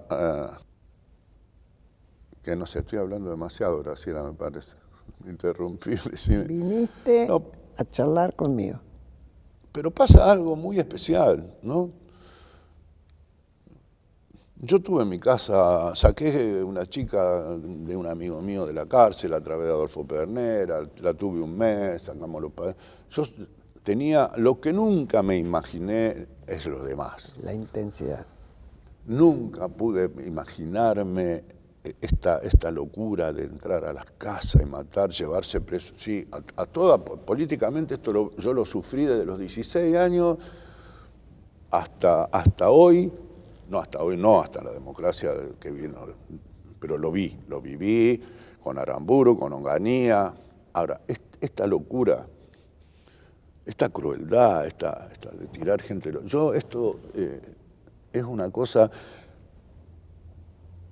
que nunca me la pude imaginar. Nadie. Y en el sector que yo me manejaba, también era militante, porque yo participé de reuniones donde los chicos querían la revolución. Sí. Juventud comunista quería cortar el camino de la revolución, integrando guerrillas. No, en realidad el Partido Comunista estaba en contra de la lucha armada. Sí, claro. Sí. Y le salvó la vida a Pero los muchos chicos, jóvenes, muchos de la Juventud Comunista se fueron a leer.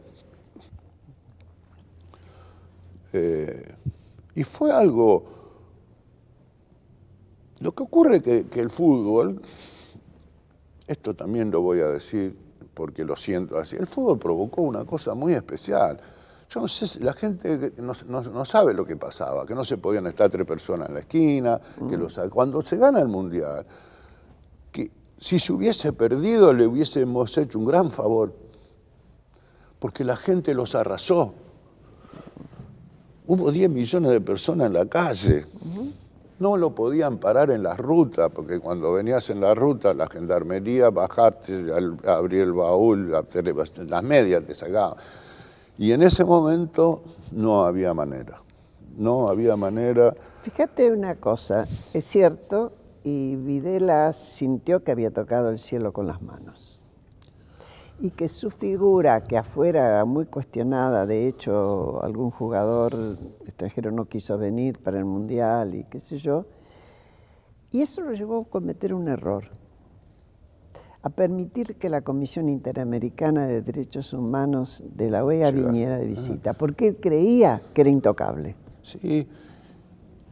Sí, creo que se animó a sentirse... yo diría un presidente electo, o elegido, mejor dicho. Y se acabó el documento, la persecución estaba intacta, seguía, pero estaba dirigida. Y bueno, castigaron con una enorme crueldad a esos jugadores de la selección. Todos se olvidan de que en la dictadura también Monzón fue campeón del mundo, en boxeo. Es cierto, pero Vila ganó no sé cuánto. Un hecho muy marcador. Es que es el fútbol. Es el fútbol. Vila ganaba campeonatos y no provocaba el hecho de... Sí, éramos todos felices, yo soy amigo de Vila. Recién ahora el tenis es... Pero el fútbol fue terrible, Yo tengo una cosa acá, mira. Vamos a ponerlo en la cámara, a ver si te acordás. ¿Llegas a verlo? ¿No trajiste los anteojos? La solicitada de... ¿La guardaste vos? Nunca me la dieron, la pedí muchísimas veces, te lo agradezco mucho. Tomando. Te lo agradezco mucho. En esa solicitada, que se hizo en agosto del año 80, firmó gente, el que se animó a firmar. Ya no era la dictadura tan dura, estaba Viola, le llamaban dicta blanda, porque bueno... Sí, pero los servicios era dictadura. Los servicios funcionaban. Sí. Era dictadura. Y quienes glosaron esa solicitada en la cual yo trabajé buscando las firmas y todo eso, como otra gente, le pusieron como título en los comentarios de Borges a Menotti. Porque firmaba Borges, firmaba vos, firmaba Bioy Casares, Alicia Moró de Justo, Leonor Manso, Hermenegildo Sabat, Jorge Asís, Alfonsín. Bueno, había muchas más firmas, estoy siendo injusta, no me las voy a leer todas. Sí. Pero te la quise traer porque no estaba segura de que vos la tuvieras. No, no la tuve nunca. La pedí muchas veces a madre, nunca me la dieron. Y pasa una cosa, cuando sale esta esto, y tengo los testigos que siguen trabajando en AFA, la Junta Militar lo llama a Grondona para que me echen. Con el teléfono en la mano, Grondona le dice, yo no lo puedo echar, échenlo ustedes. Corta el teléfono y dice, pero vos mirá las cosas que hace este pibe, me mete en este lío. No, le dice, yo no puedo echar al campeón del mundo. Claro, porque era difícil echar a alguien que había ganado el campeonato del mundo. ¿Por qué? Porque firmó una solicitada, no le venía bien. Grondona... No, pero la solicitada pedía, y me olvidé, si podés leerlo, el título. No tengo los... No, el título se publica en la lista de los desaparecidos, se informa sobre el paradero de los mismos. Bueno, la lista y el paradero de los desaparecidos, cosa que era lo más que uno se atrevía a pedir en ese momento. Pero vos fijate la mentalidad de ese momento, que este empleado que está vivo y es testigo, le dice, bueno, Julio, pero dice, también la firmó Borges. Y él dice, pero ¿quién conoce a Borges? Este es el campeón del mundo, ¿cómo va a ser esto? Bueno, y no me echaron. No me echaron.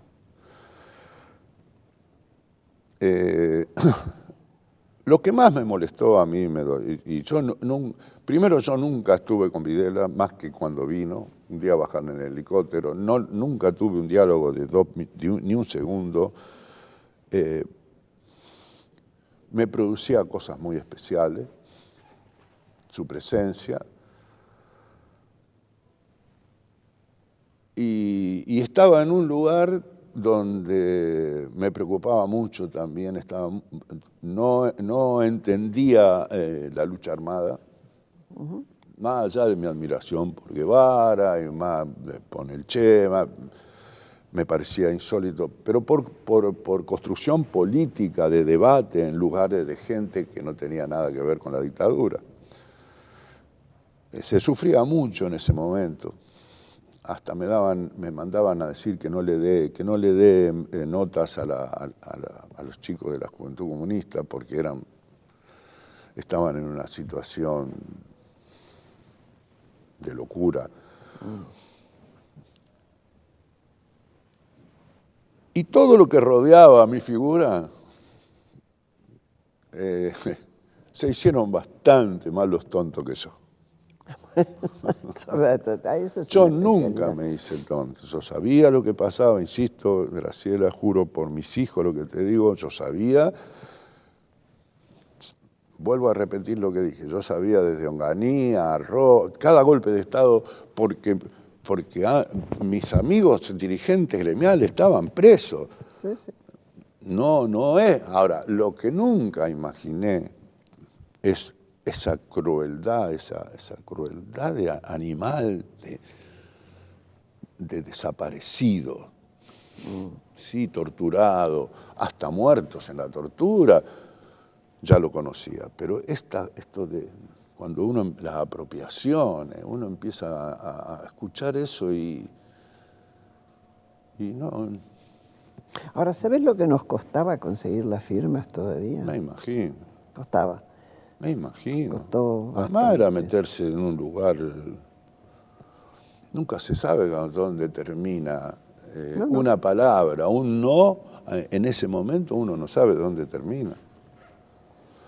¿Cómo ves ahora la política? Vos a mí me criticaste. ¿Te critiqué? Muy difícil. Me criticaste cuando hicimos la alianza. No te critiqué. No. criticaste? No te gustó? No me gustaba, no me gustaba, o realmente tampoco no entendía algunos personajes que estaban ahí. Pero bueno, pero después uno en política también se aprende a convivir, qué sé yo. Peor era lo otro. Ahora sí vamos a repasar un poquito lo que fue la parte de la Argentina de Menotti. Empieza en el 74 y termina en el 82. La peripecia son varios años, 8 más precisamente, para consagrar a Argentina a nivel internacional. 8, ¿no? Sí, 8. Dije bien, ¿no? Arles, ¿estás de acuerdo? Sí, dice Arles que sí. Después de las decepcionantes campañas de la selección argentina en las Copas del Mundo, el equipo nacional pasaba por una oscura época donde nadie le interesaba, en la que los jugadores preferían no ser convocados. Imagínate lo mal que la estaban pasando, ¿no? A la AFA se vio obligada a reestructurarse de cara a la edición de 1978 que se iba a celebrar en Argentina. David Bracuto, quien fue presidente de Huracán con Menotti de entrenador, fue nombrado presidente de la AFA en 1974 y le ofreció a Menotti el cargo de entrenador después de la renuncia de Vladislav Kapp. Menotti aceptó bajo varias condiciones, entre ellas la condición de que los jugadores argentinos menores de 25 años no debían ser vendidos a clubes extranjeros. Eso fue una piedra inicial de lo que es el germen, la semilla de los jugadores argentinos desde esta época hasta ahora. El 1 de octubre fue anunciado oficialmente como nuevo entrenador, en donde expresó la idea de jerarquizar a la selección.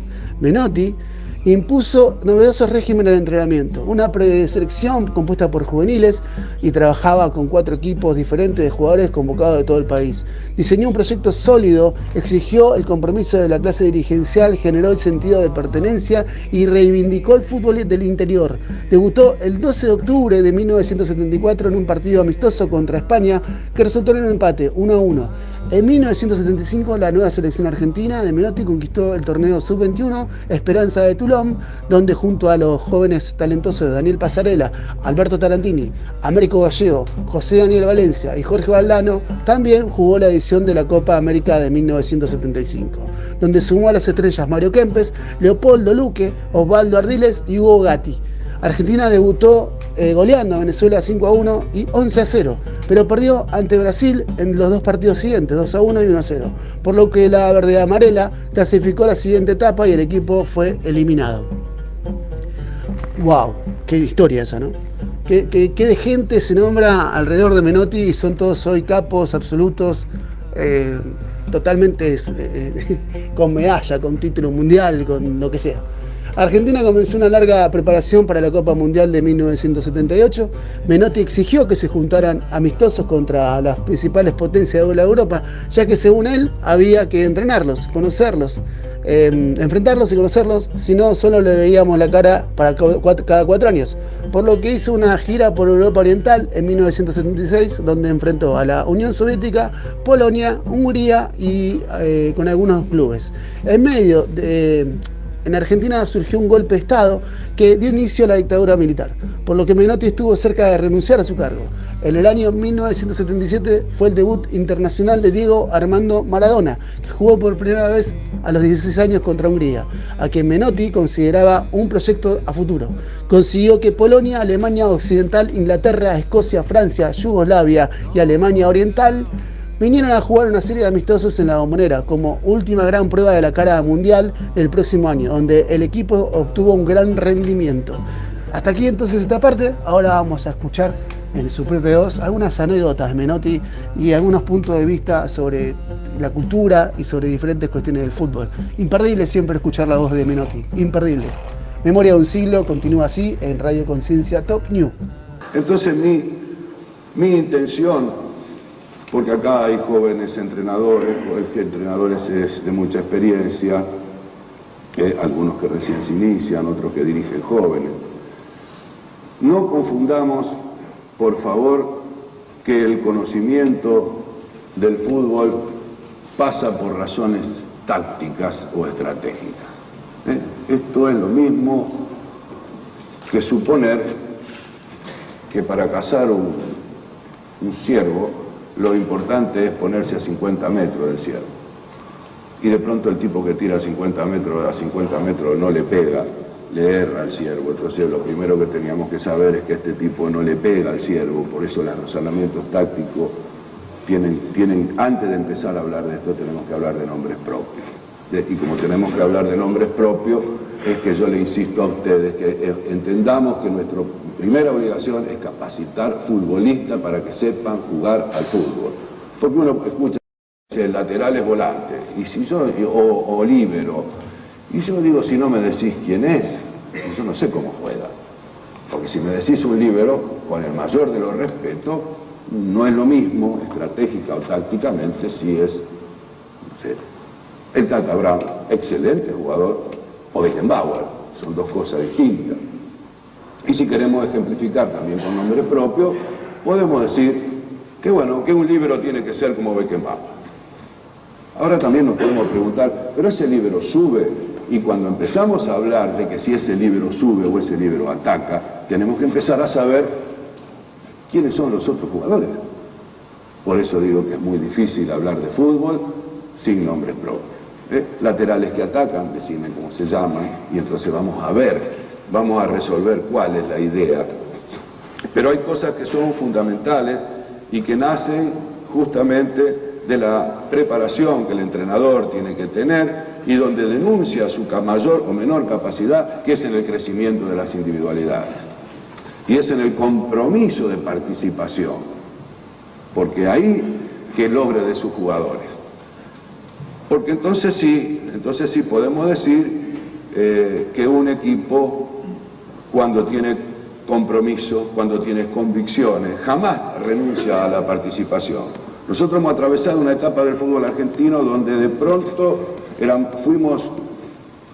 todos queríamos jugar y nadie quería correr, ¿cierto? La mayoría, esto era una respuesta a la mayor, de pronto, ilusión que el futbolista tenía en jugar bien.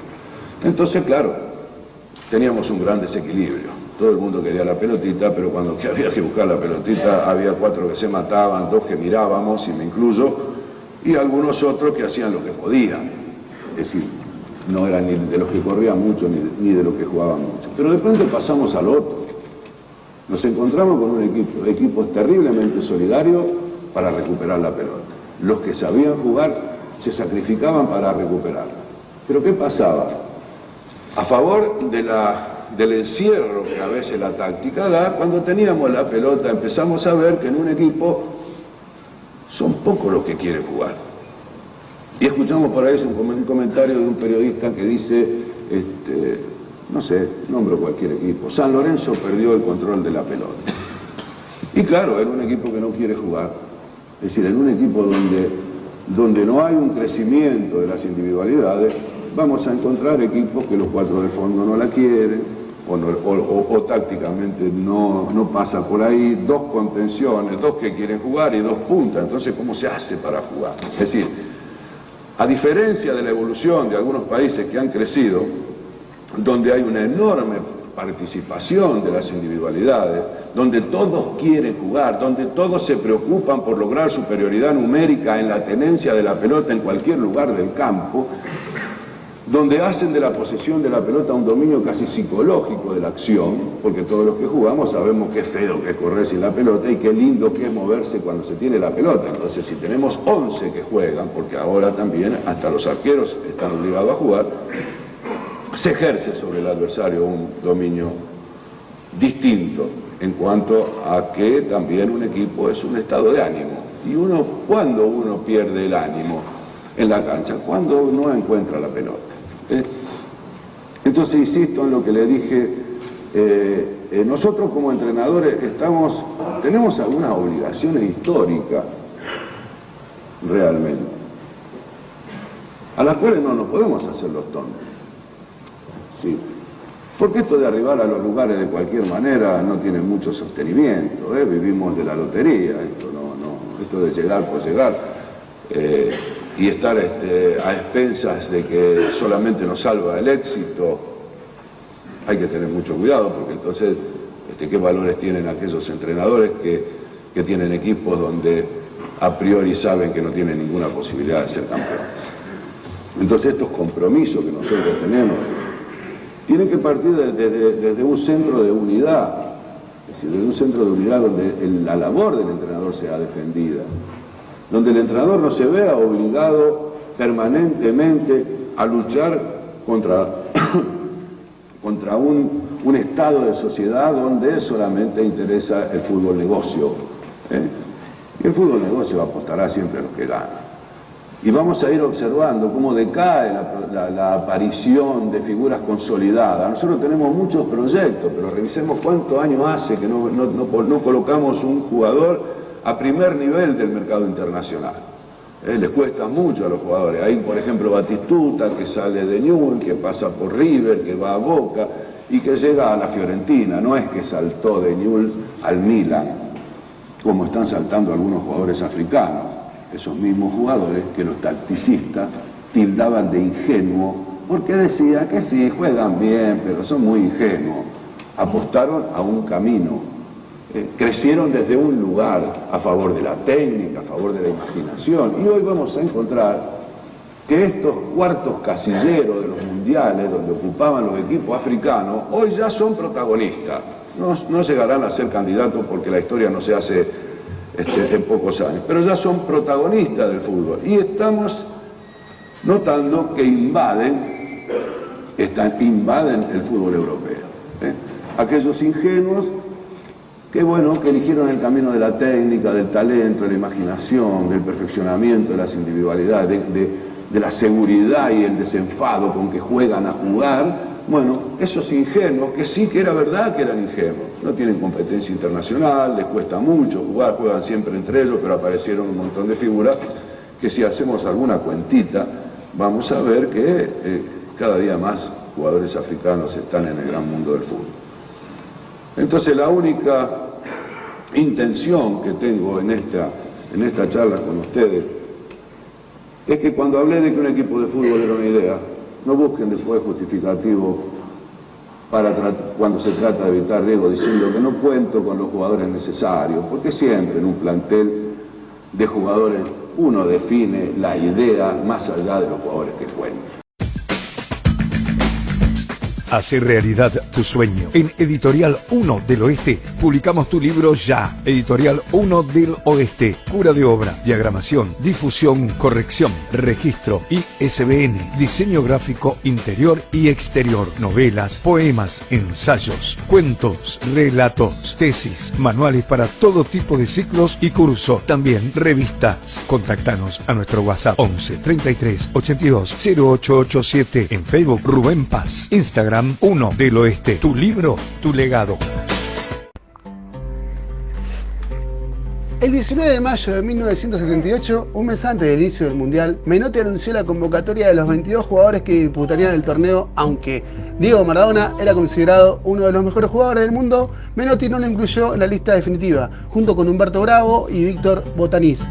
Algunas fuentes afirman que la Junta Militar que gobernaba al país en ese entonces indujo a Menotti para incluir al centrocampista de River Plate, Norberto Alonso, en lugar de Maradona, y que Menotti casi sin duda sabía que el prodigioso talento de 17 años de edad no sería capaz de manejar la inmensa presión y atención en el mayor evento deportivo de la historia de Argentina.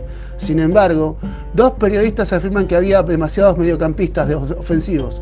Menotti acabaría declarando años después que fue un error no haber llevado acá a aquel joven Maradona.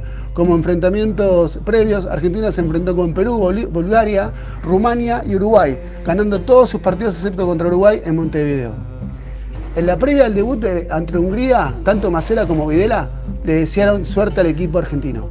Supe que los jugadores estaban muy nerviosos cuando íbamos por el túnel. Los vi callados, miraban el piso. Yo no podía hacer nada, estábamos como ellos, confesó Menotti después. En un estadio monumental repleto, Argentina debutó con Hungría el 2 de junio. Hungría se puso en ventaja apenas 10 minutos de partido, pero con goles de Luque y Bertoni casi sobre el final, Argentina se aseguró el primer triunfo.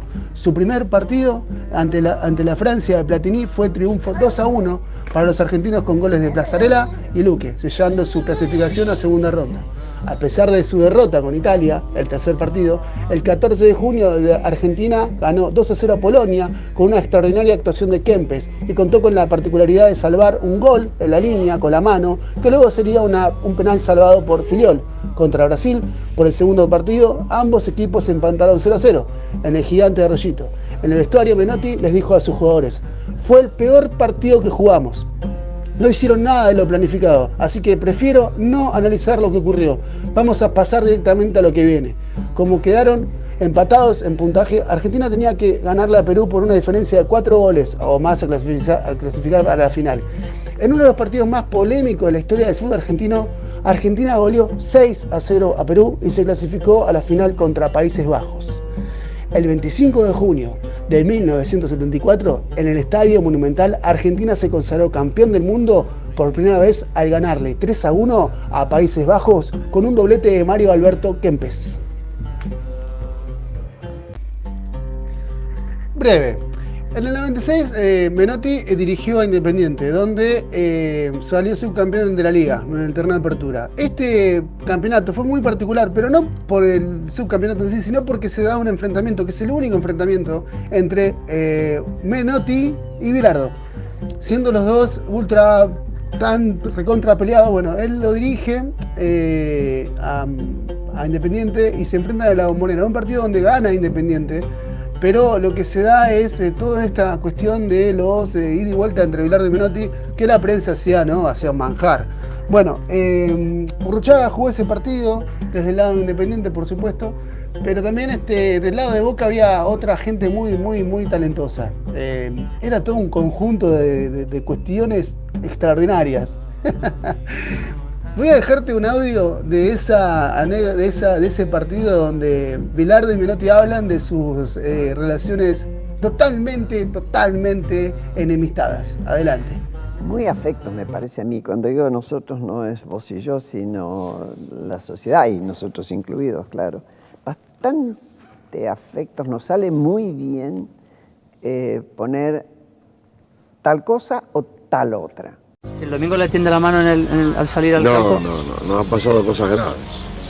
O sea, no se la daría, ¿no? No, han pasado cosas muy graves. Mucha gente va a estar esperando un saludo de los dos técnicos este domingo. ¿Se va a producir? No, eso es imposible, jamás. No sé cuál es la diferencia. Yo busco siempre a jugadores que se puedan adaptar a cualquier esquema. A mí me gustan jugadores, por ejemplo, no sé si a la gente, qué sé yo, jugadores como Maradona, ¿no? A mí me gusta que estén así y que entren dentro del esquema. Mi felicidad plena es al revés, es que el resultado se obtenga a través de la idea. Entonces, bueno, sí, voy a ser feliz, pero no porque esté Bilardo en el banco. Acá hubo un momento, yo creo que ahora ya no, en que se habló del menotismo y el bilardismo. Estamos volviendo al fútbol.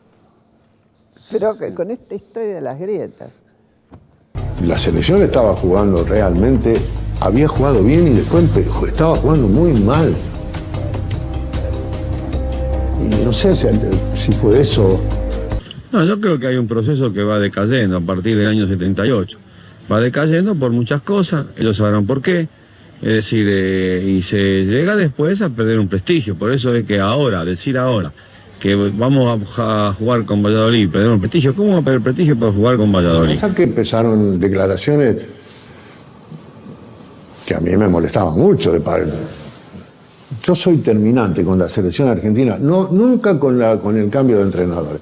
Yo no puedo salir y ver una selección argentina que no juega bien y decir que jugó un fenómeno, ¿no?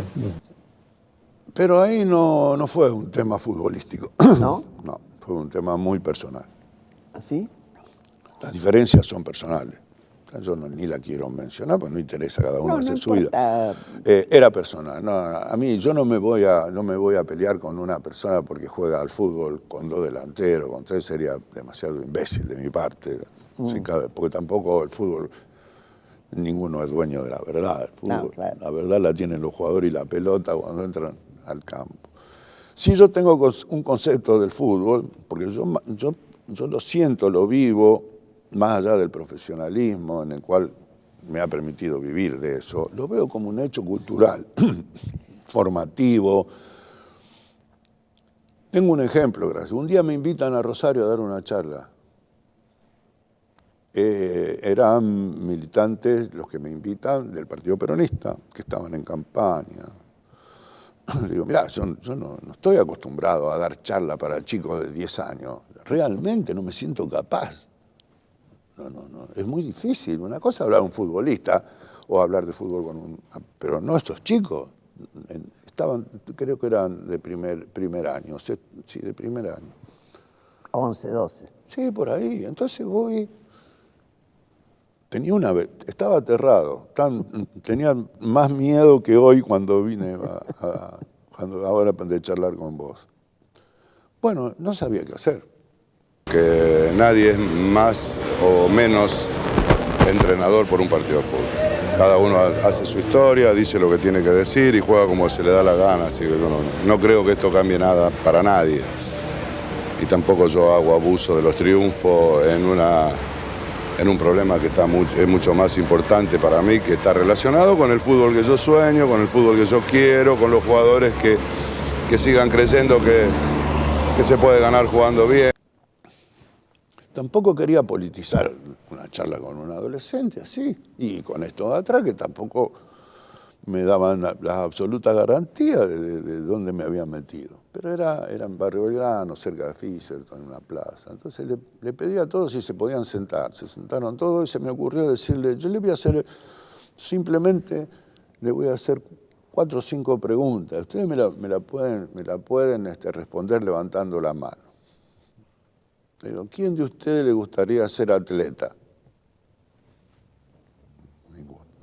¿Quién de ustedes le gustaría jugar al tenis? 10.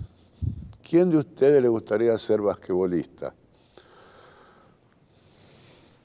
11, 15. Eran como 400 pibes. ¿Quién de ustedes le gusta boxeador? Creo que 2 o 3. ¿Quién de ustedes le gustaría, quién de ustedes le gustaría ser futbolista? Todos. Sí, todos. Me di vuelta y le dije, acá tenés la respuesta de lo que significa el fútbol. Estos chicos necesitan un fútbol cultural, representativo, porque el fútbol crece de barrio, de esquina contra esquina. No River y Boca o Racing, era esquina contra esquina, barrio contra barrio. En mi barrio Fisherton había 4 clubes de fútbol y jugábamos y competíamos. Y es tan sabio el reglamento de fútbol, por eso digo el aprendizaje social, es tan sabio el reglamento de fútbol que se penaliza la intencionalidad. Es decir, yo te hago así, no necesito pegarte. Claro. Sí. Cualquier acción que atente contra el adversario merece la expulsión. Como esta sociedad es bastante perversa en algunas cosas, inventaron la tarjeta amarilla, como decir, sos culpable pero no mucho. Entonces el mundo del fútbol hace que el árbitro con la tarjeta amarilla te trae la camiseta amarilla, otra vez la camiseta amarilla. Entonces tienen un recurso y después legal está el otro que dice, sí, a eso es amarilla, pero a mí roja. Claro. Si yo te pregunto, no sé si te gusta o no que yo te diga 3 nombres y vos me digas lo más corto que puedas una definición o lo que vos pensás. Sí. ¿Hacemos? Sí. Bueno. Messi. El 5º futbolista que dentro de los mejores del mundo. Digo Di Stéfano, digo Pelé, digo Maradona. Sí, Di Stéfano, Cruyff, Maradona, Pelé y hoy Messi. Cruyff es el holandés que a vos te gustó mucho. Fue ¿no? Murió hace poco. Ayer le hicieron un homenaje en Barcelona. Sí. Así que entonces, Maradona antes. ¿Y Maradona qué decís? Digamos, bueno, cierta. No se comparan las épocas. Digo que ha alcanzado, Messi ya hoy es el mejor jugador del mundo y lo viene sosteniendo de hace bastante tiempo. Pasaría a integrar, porque hubo grandísimos futbolistas, pero duraban poco. Ronaldinho, Ronaldo, Messi ya lleva 10 años. 10 años. Sí. Para terminar entonces Memoria de un siglo, esto que fue el homenaje a César Luis Menotti, desde un punto de vista táctico, te puedo decir, Menotti ha destacado siempre por favorecer un fútbol técnico, estético y de posesión, en el que el juego colectivo y el ataque y el buen trato del balón son elementales y centrales. Eso no lo pone nunca en tela de juicio. Es por esto que en la Argentina se es considerado el abanderado del estilo de juego, en oposición a la escuela representante por Bilardo. Siempre está, siempre, va a estar siempre cruzados los dos. Que prioriza la táctica y la obtención de resultados antes de que cualquier otra consideración, favoreciendo un estilo pragmático, directo y con énfasis en la contención del adversario, debido a la gran repercusión que ambas escuelas tuvieron en el fútbol argentino a partir de la década de 1970. Durante las siguientes décadas se dijo que en ese país no es que solo existían dos maneras de entender el fútbol, el menotismo y el llamado bilardismo.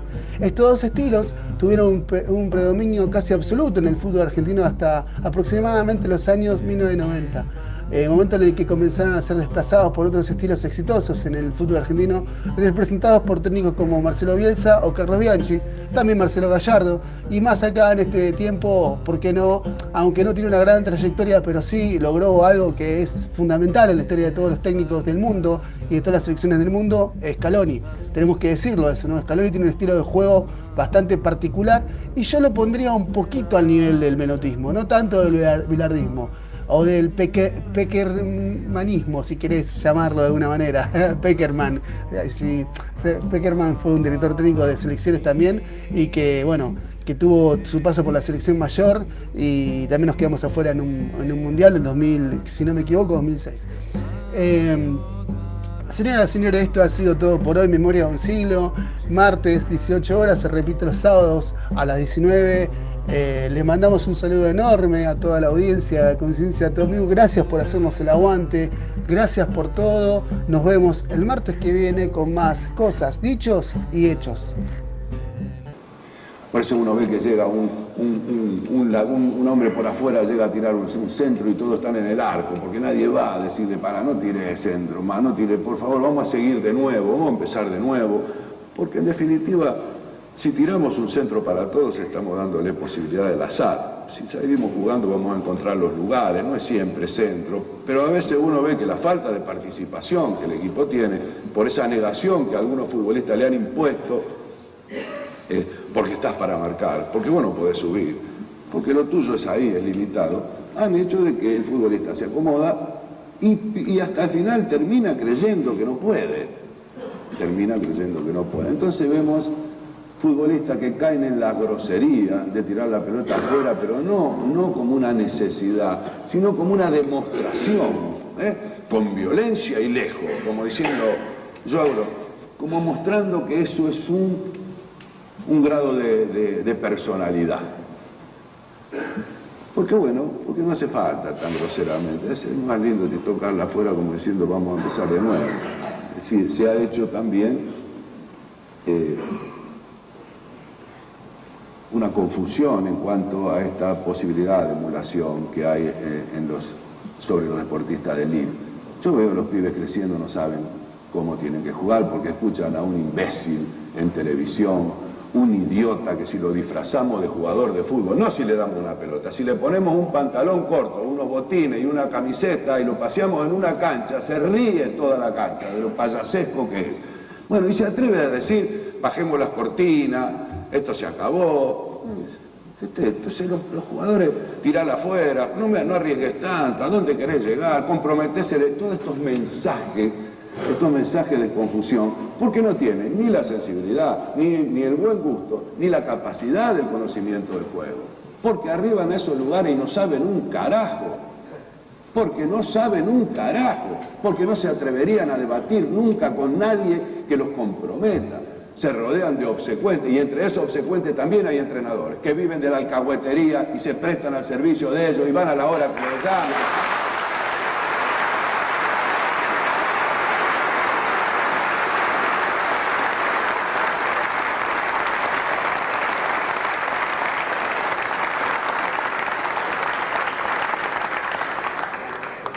Y futbolistas cagones también, pobrecitos porque están solos y tienen miedo de decir la verdad.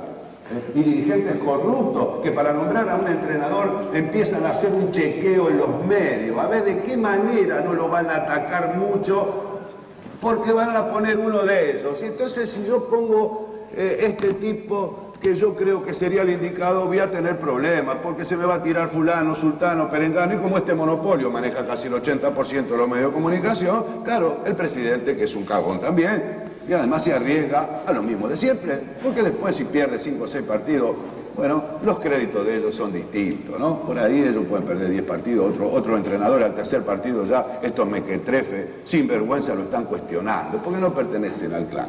Entonces lo cuestionan al tercer partido, y otros tienen piedra libre para estar 16 partidos sin ganar, y que me parece bien, y que yo no estoy contra ese entrenador, al contrario. Yo lo que quiero es que ese entrenador también participe de la lucha y defienda a sus colegas cuando al tercer partido lo están cuestionando, como pasó con el entrenador de Independiente. Más allá de las diferencias que se puedan discutir, al tercer partido ya estaba bombardeado. Entonces, esto es lo que quiero dejar como cierre, y yo sé que llegué a una hora donde ya están bastante podridos de escuchar tantas cosas, porque se hace largo esto. Quiero dejar como una idea simplemente, es que partamos de que lo nuestro es serio. Nosotros no somos cualquier cosa, nosotros tenemos la posibilidad de convivir con jóvenes que están creciendo, que arriban a lugares con la soledad del éxito y que terminan, como en algunas épocas algunos terminaban en el alcohol, hoy terminan en la confusión de no saber para quién juegan, por qué juegan, para quién viven. Estas son las cosas que nosotros tenemos que tener en claro, que los jugadores no son jugadores de fútbol, son hombres que juegan al fútbol, y que tenemos que adquirir el mayor de los conocimientos para ayudarlos a ser buenos jugadores y mejores tipos. Porque les guste o no, directa o indirectamente, uno en cualquier actividad plantea un estilo de vida o una sociedad en la cual le gustaría vivir. Muchas gracias.